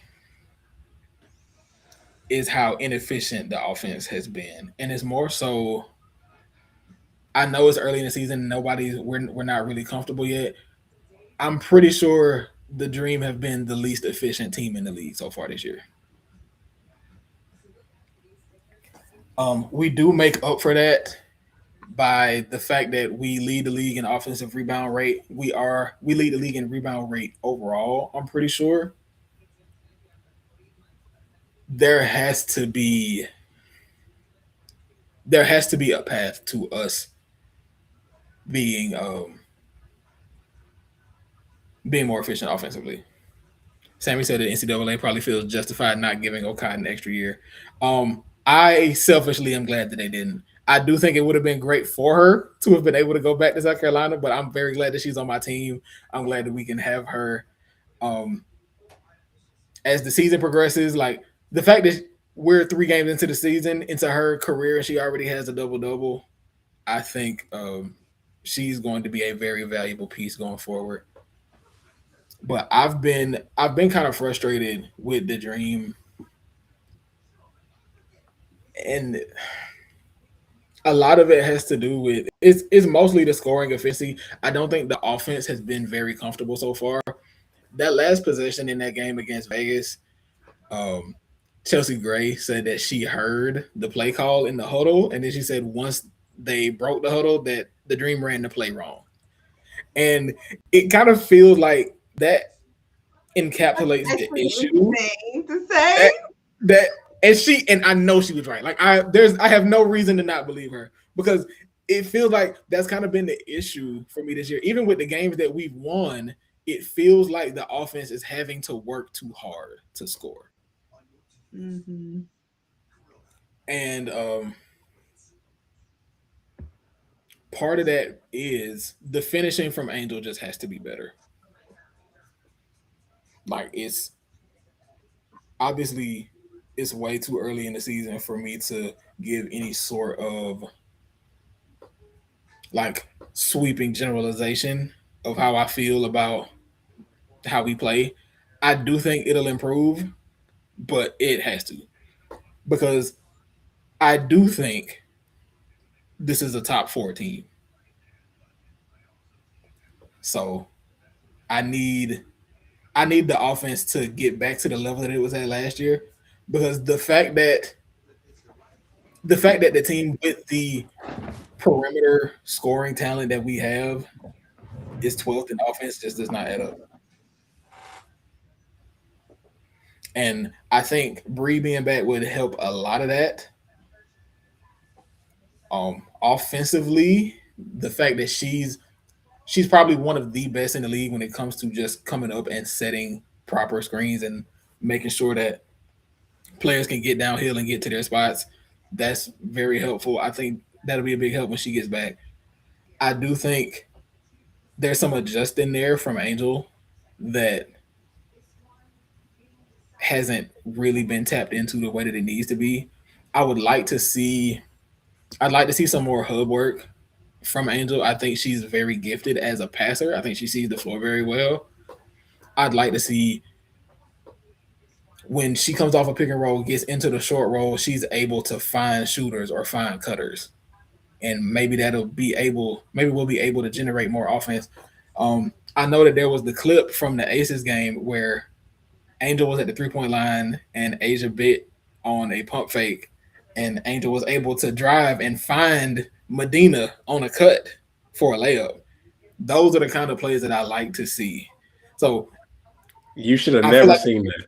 I feel like I feel like it'll be more. You should have never seen that shit because I love Asia to death. Why did you do that? Why did you do that? I don't think we're going to be able to see it coming out of that action very often. I don't anticipate many people pump faking on Angel threes this season.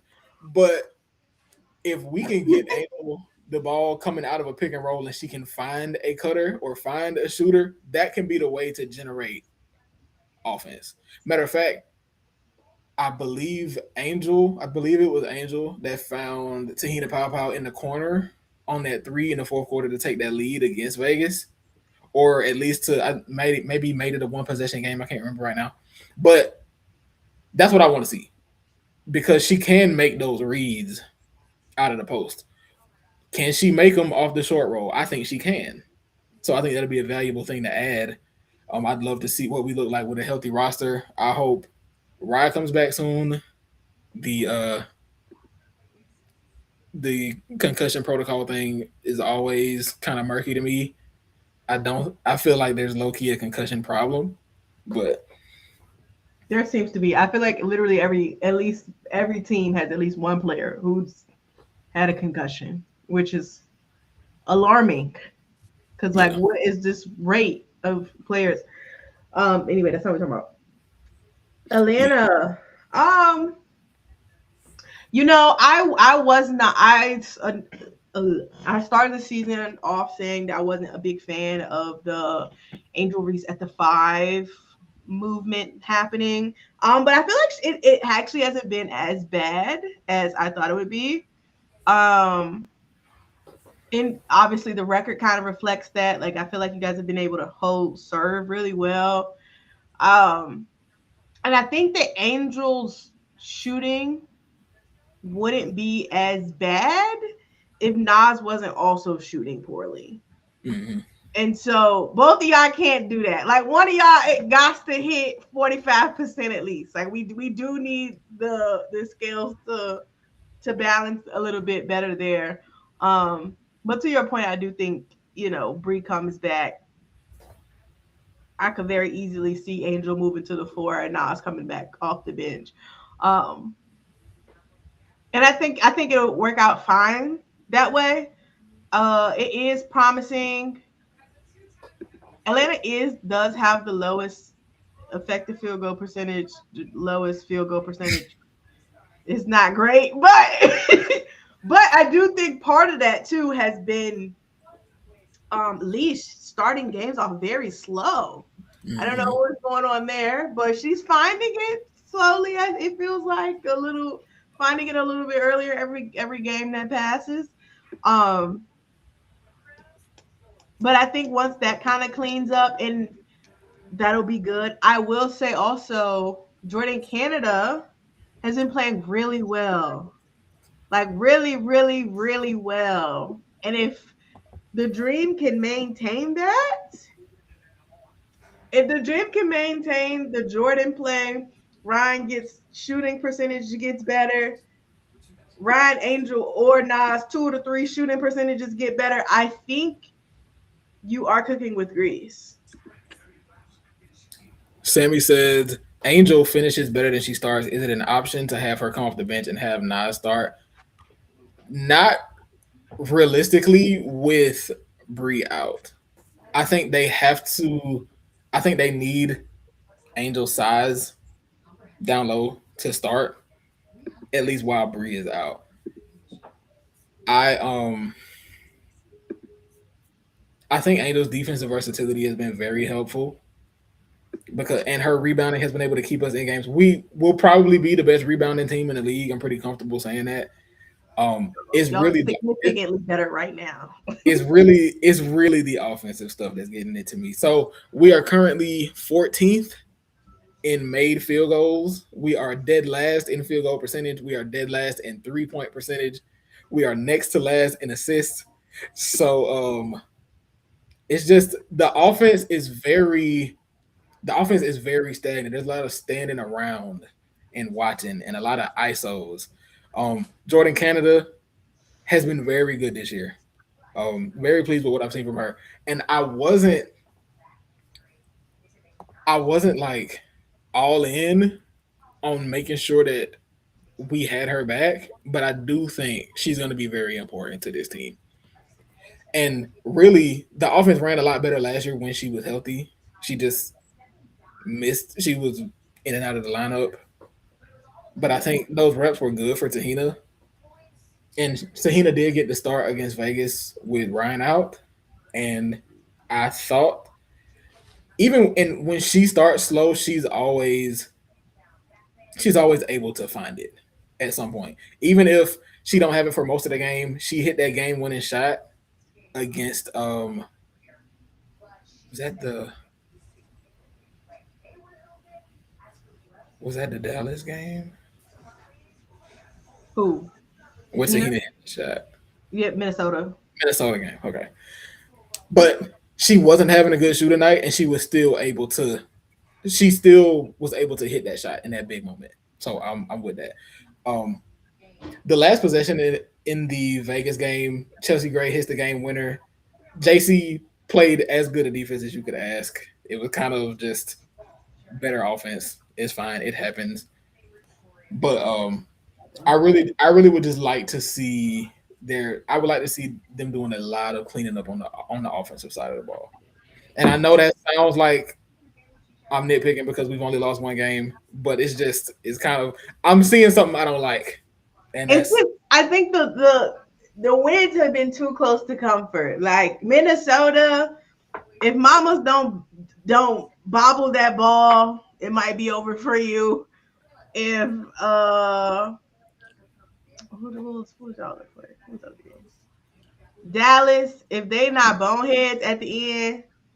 Like, honestly, if Paige is aggressive, we might look differently. Granted, Ryan played great defense on her. We do need to give her 10s for that. But if just literally anybody else does anything besides Paige, and I'm pretty sure Jess Shepard, the outcome might look different. And then, they lost to Vegas, but still. Yeah, that's fine. I expected to lose, but once the fact that they were able to keep that game tight after being down as much as 19, I believe. So that's also I was glad to see that. But yeah. I was going to say, the last thing I want to say is I do think it's very good that you guys are finding ways to win. Like, they don't seem flustered. They don't seem like they're giving up. And I do want to give credit to Angel for that, because she is kind of the Minnesota game is like the late game block.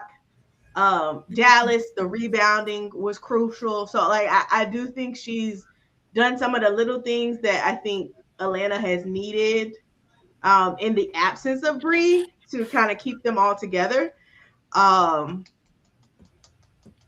So it's promising. I don't know. It is a little nitpicky, and Atlanta does look promising. It's just a big thing that's like, it feels minor, but it's also a very big thing, because like your offense does need to do. We do need to take some of the closeness out of these matchups. I feel like offense is one of the hardest things. I feel like offense is harder to fix than defense. So I think that's probably why. And especially like, it's not like Atlanta is playing a very heavy paced game or like fast paced game. So you think about like when playoffs come and things slow down, it's like, well, if y'all can't generate offense in the regular season, it's going to be a lot harder for y'all to generate offense during the playoffs when y'all are only playing like really good teams. So, it's understandable to have concerns at the moment. The only thing I have to say is, Leash, do you want an MVP award? Because I think she does. We're gonna see. She's currently averaging 25, which is fine. Okay. We've kind of been here for a while. do we want to go through our war picks, or like if we change things, or because I feel like the I narrative. do. I cannot believe we talked about 15 teams for almost 2 hours. Yeah, we can. 15 Like I teams is can, actually crazy though. I can because that's what we do. But like that's still nuts. Yeah, But I can it's pull up. like 10 minutes per like player. Like it kind of Yeah, makes yeah. It does. Real quick, I can. I'm gonna pull up the award picks real quick. Oh no, I got it on my screen. Okay. Sammy said, "Do you guys feel like Atlanta has replaced the production of Maya and Nia?" Not No, yeah, no. I'd say not Uh, defensively.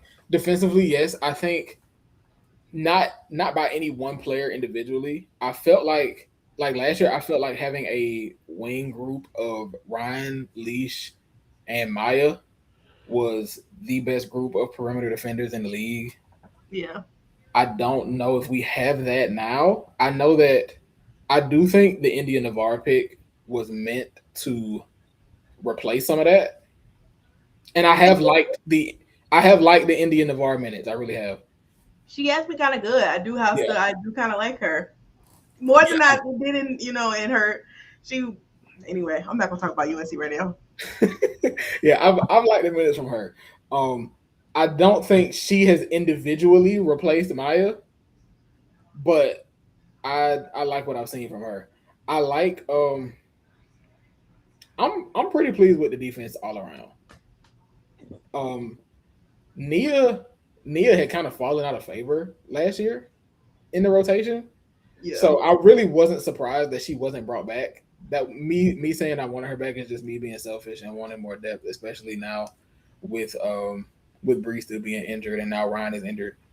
But yeah, not in terms of have they replaced the production? I would say no, at least to this point.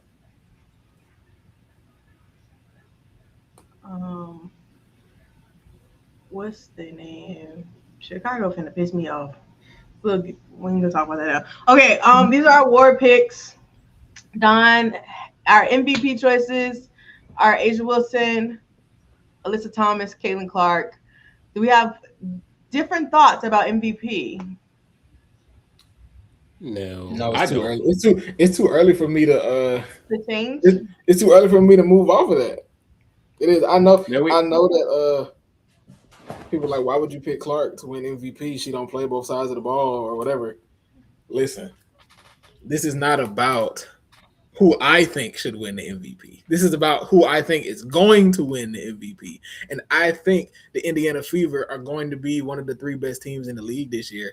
And I think they are going to credit Caitlin Clark for that because I think she is one. She might end up being the highest usage player in WNBA history. So it's just like the team is going to go as she goes.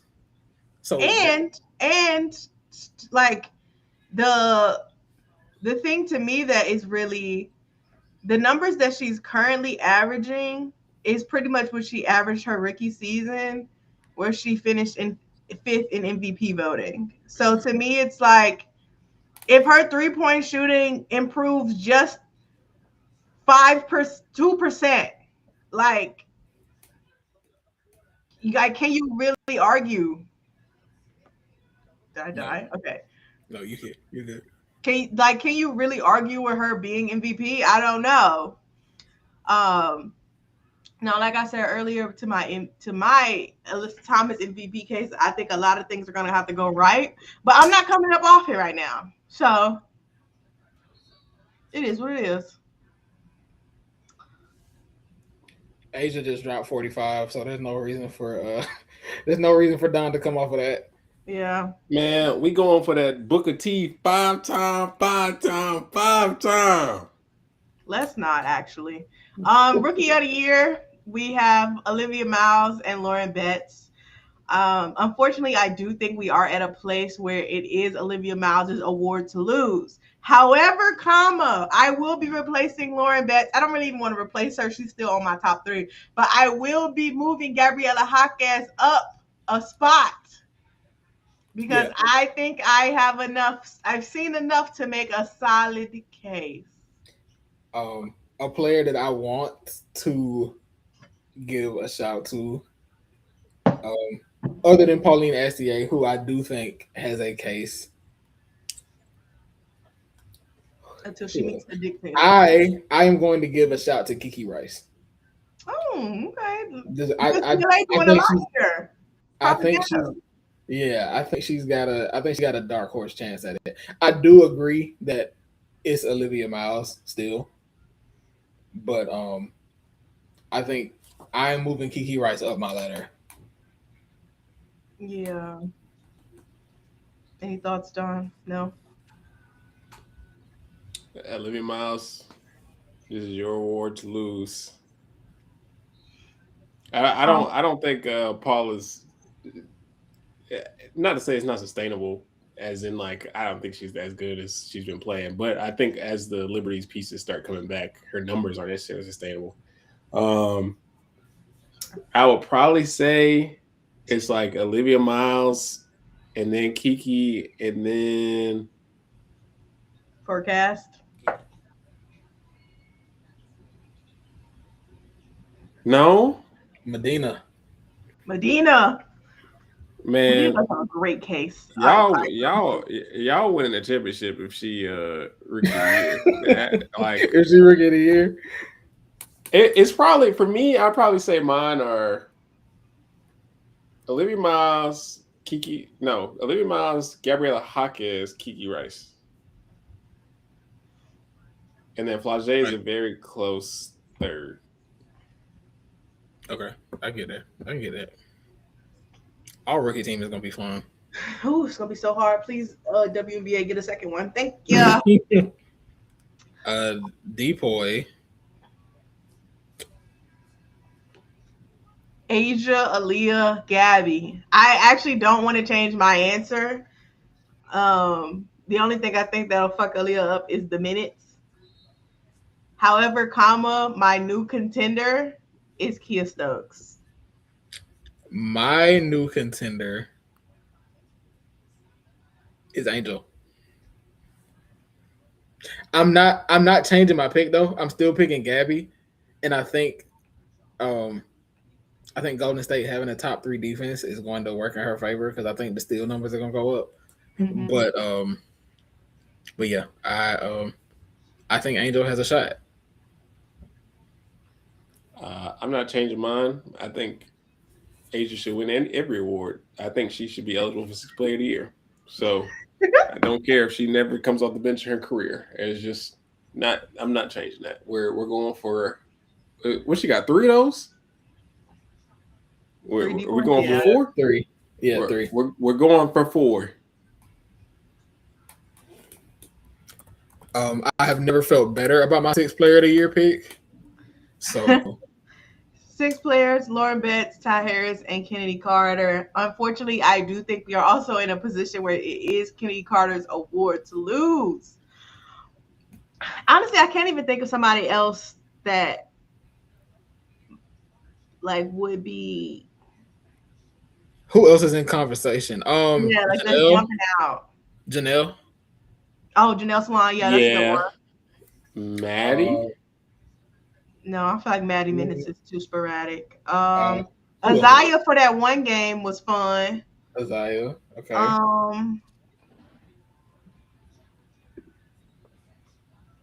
Is Gabby coming up? Gabby not coming off the bench. Who else? I don't think it's a lot of teams that there don't know if there anybody that's really popping off the screen. Tahina, maybe, if Ryan comes back. Mm-hmm. Or Nas, if Bree comes back. One of them, yeah. Jay Milbourne has only started 1 game. That's a good one. That's a good one. I do like that.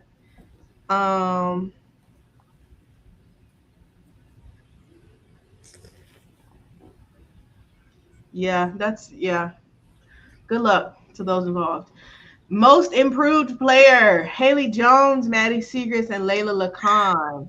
I don't know if any of us are confident about any of these. Layla hasn't played a game yet, so I can't be confident. If I had to make a pick right now, I would pick Natasha Mack. That's great. That's a great pick. I love that. Love that. Because I think part of it being I feel like she has a consistent role Yes. that she'll probably be in for the whole year. So that's my reasoning for that. Mine, I already said mine was JC Sheldon. We have moved on from Rakia. Please get well, sister. But I think it is now JC Sheldon or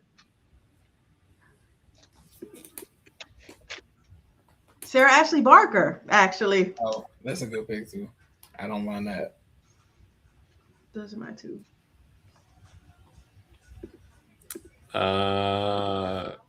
I feel like I took a very big swing and it's hurting. I really tried to big brain it and it did not work out in my favor. I'm sorry. I feel like if I had to replace it, it'd be Bridget Carlton. I don't hate that. Yeah, I don't hate that. I know she's jumped. She's had to have jumped up at least like 10 points per game. And I don't know, and I guess it really just depends on how, if they're viewing most improved player by, like, I know they do it by stats, of course, but like how much you've improved as a player versus the stats and the opportunity.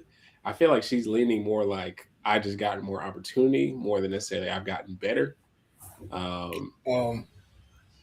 Last year, Bridget Carlton was averaging 6.5 points per game. She is averaging 17 right now. It was a significant bump. But you know, honestly, the usage versus improved, like actual talent improvement or skill improvement, it's interesting how it factors year by year. So we'll see what kind of year we're in when we start to get halfway through and we see some of the picks. But it has varied year by year. Last but not least, coach of the year, Carl Smesco, Stephanie White, Becky Hammond. Stephanie White, I'm not changing my answer, but I do think Jose Fernandez will somehow make his way onto this ladder. I'm giving a spot on my ladder to Tyler Marsh. Yes, period, Tyler. Will as well. Yeah, I think he'd be third on my list. Funny enough, I picked Becky, but I don't know what it'll take for Becky to win it because people will just be like, they just got Asia. And I don't think that's fair, but I also don't think that matters in the eyes of the voters. I think she like low key, she been kind of doing some good coaching. I mean, I think she's always done good coaching, but like the Aces have been in a little bit more precarious situations where I feel like Becky has had to show her work. Also, I wouldn't be surprised if there's another push for Cheryl Reeve to get it, depending on what their record looks like for as long as Fee is out. Yep. Wouldn't be surprised by that at all. All right. Awards are done. How do you... Don't piss me off screen? Okay, there we go. Last are WNBA narratives that we are keeping track of. And I have currently a list of 5 that I will be going through. I might add more by next week. But my first 5 is AZ Fudd is the most. Number 1 is AZ Fudd is the most pro-ready rookie. That might be debatable. Number 2, the New York Liberty are the favorites. Also might be debatable. Caitlin Clark as MVP. I'm buying it for now. Yeah, I'm there. Number 4, Sandy Brondello needs superstars to win. We're gonna see. We might be selling that. We're gonna see. And my 5th one is our fam should have been number 1 pick. So Oh, that one we got to do without on. those are my 5. Those were quick off the dome. I feel like Demon coming to claim that. Sure. We will be keeping track. We will be keeping track. Don't worry. We will keep track of that. I feel like I should have more, but these were just the first 5 off the dome. Yeah, I would definitely come with more, because I'm sure there is a lot of one off the top of the head was that Chicago made a mistake drafting Gabriela Jaquez, but you're right. Let me write that Actually, down. I feel like there was a lot of Chicago made a mistake in their offseason process as a whole. They said Chicago wasn't cut like that. We're gonna make that as the quote. Mm-hmm.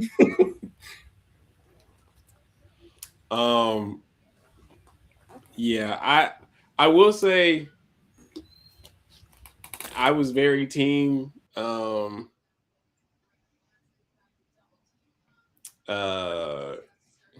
Jesus Christ, I can't talk anymore. I was very team AZ is the most priority prospect, but I feel like that's what she got drafted number 1 off of. Is it kind of displaying right now? Not necessarily. Olivia Miles has fit as seamlessly as a pick can fit. But I feel like for Olivia Miles, like with her playing such a hard position in point guard, I feel like there was a question of like, how fast can she adapt to the game? And I think with AZ, it was like, we need her shooting, and she can shoot the ball right now. Mm-hmm. So that's the one I'm like, I could see that. I feel like that's the only reason why you pick her number 1 is if you feel like she can help you the most right now. Hey, I ain't saying these are bad narratives. I'm just saying these are just the ones that are like sticking out to me that I'm like, we do need to investigate that. We do need to investigate that. I don't know if Reba's still in this chat. I don't know what the car lady means, but I just saw that. I was asking. No idea what that is. Oh no! Wait, Kia? Was that supposed to be about Kia? I can't. I don't know. Anyway, other narratives. Let me think. I gotta. Natasha Howard is too turned up. Not Howard. Cloud. Oh damn! Anybody else? Let me see. Any other thoughts? I'll say it again. Sparks. Fake demons. Sparks you want are fake demon demons. watch. See, I hope not. I really do. I really hope not.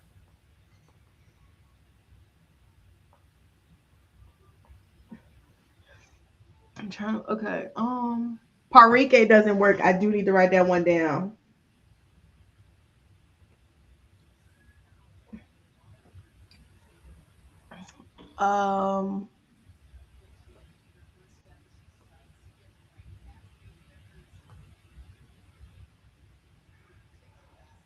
Yeah, I feel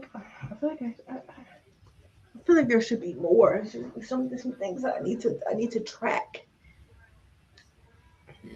I'm sure there'll be some more that come back up and I think more about.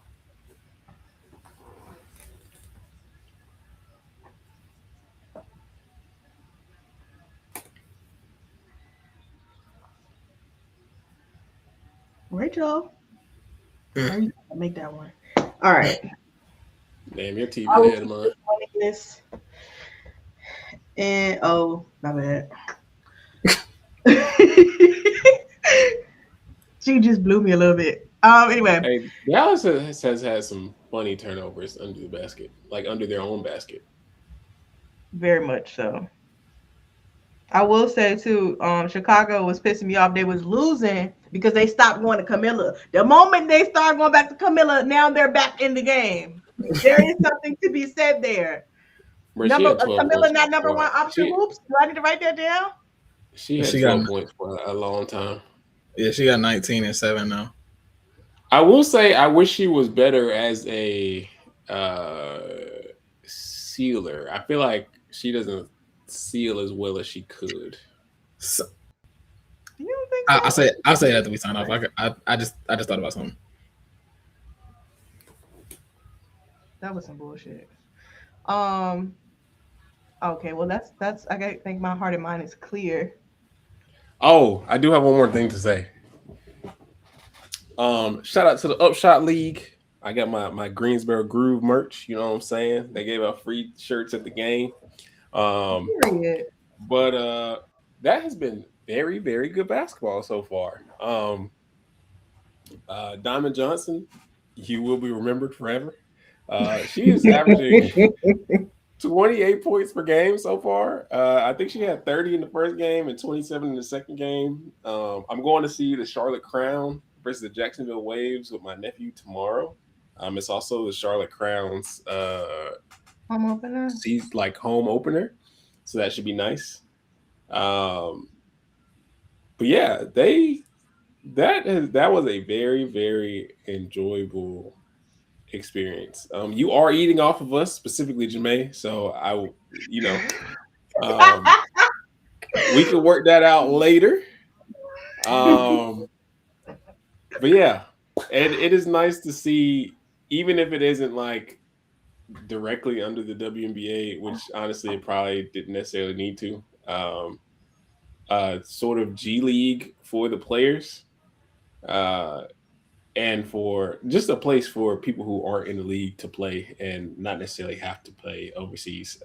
Their financial stuff isn't necessarily like out. I'm interested to see, and I guess if we're ever able to get one of the players on the pod, I'm interested to see the players' compensation. Like, are they paying for some place for y'all to stay? Like, pocket watch a little bit. What's the money looking like? Shit like that. So I don't know. But yeah, shout out to them. Hopefully Charlotte Crown gives me another shirt. But I'm grooved up. This is my team. Okay. I will say they were selling jerseys with no number on it. Those did look nasty. We need to work on that. Jerseys with no number on it do not look good. I'm sorry to tell you. I really appreciate their efforts, but they do need to get that AI off their website. I was about to say, oh my God, that's gonna be my next thing. Bro, them people look insane. Who is that? Who that? Yeah, just we do need to get that off. They need to go ahead. I'm not letting them cook because it's early. I know y'all taking pictures in the past 4 days. I know y'all have. Y'all played a week's worth of basketball. Y'all have already taken pictures.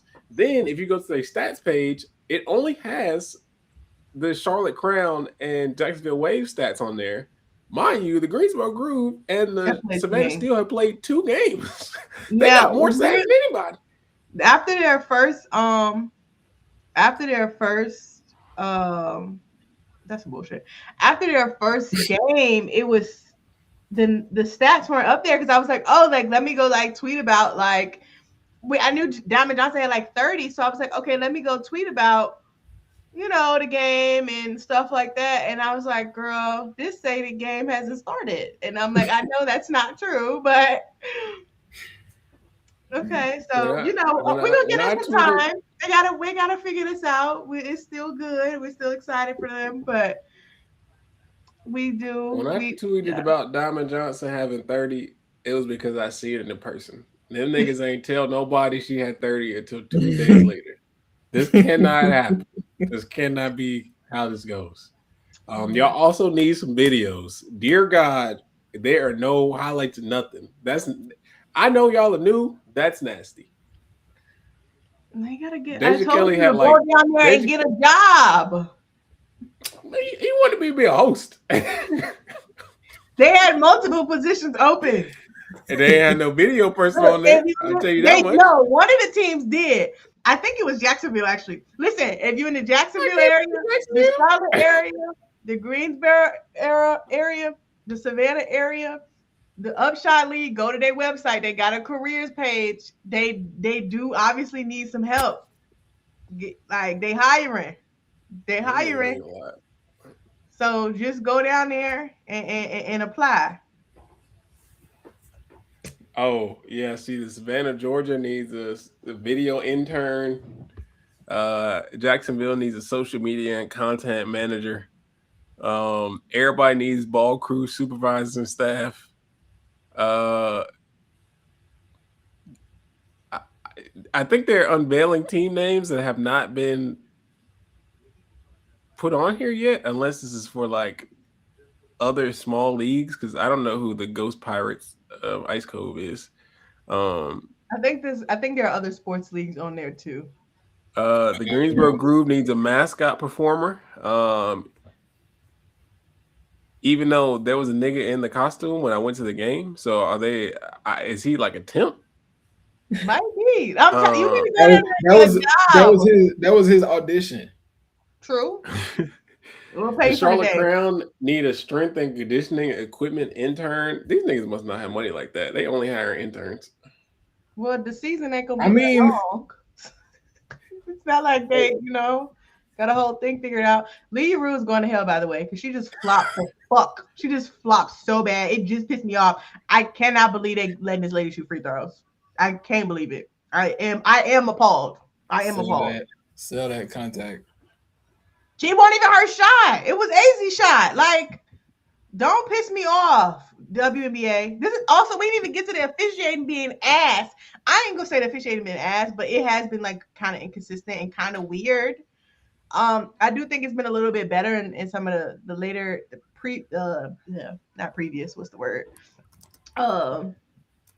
Latter games that we've seen, but we gotta figure that out too. Go ahead, Rachel. Get your money back, sister. Rachel Benham, you are not who they said you were. Complimentary. At least this is they did the same thing. They got the same call. There's some consistency for you. But still, that shouldn't have been no, like, Leah Rue should not have shot no free throws. Like, I'm heated about that. Anyway, we've been here for a while. So, any more thoughts? Nope. They really calling some bullshit now. They about to make me mad. No, I think hearts and minds are clear on this end.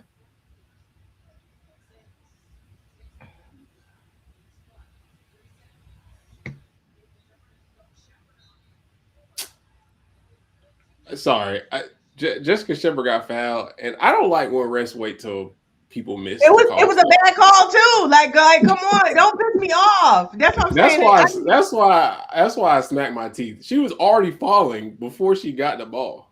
That's what I'm saying. I need to cut this off because I'm about to get irate. Because what is going on? Damn, she got 14, 6, and 9.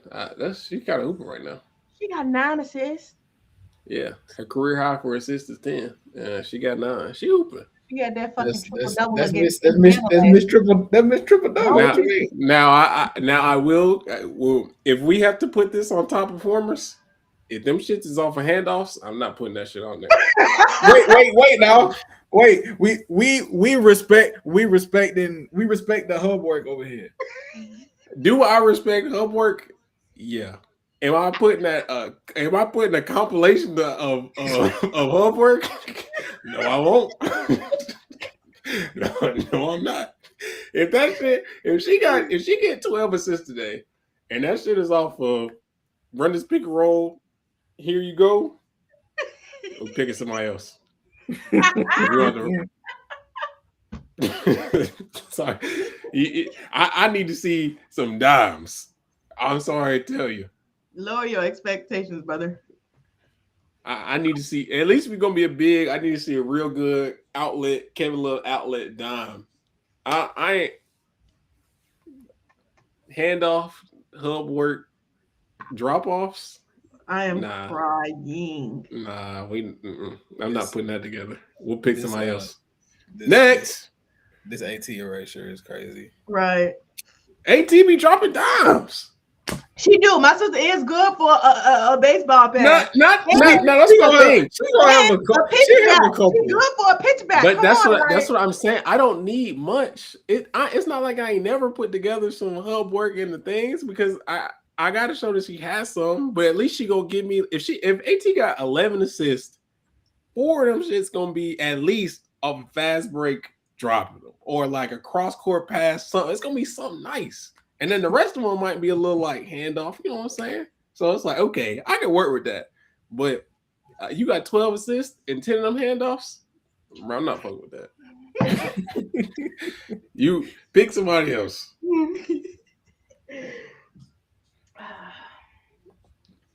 But yeah, this has been another episode of Pull Up 3. I am Paragon Don. I'm Jamae. I'm Jay Trent. And we are out.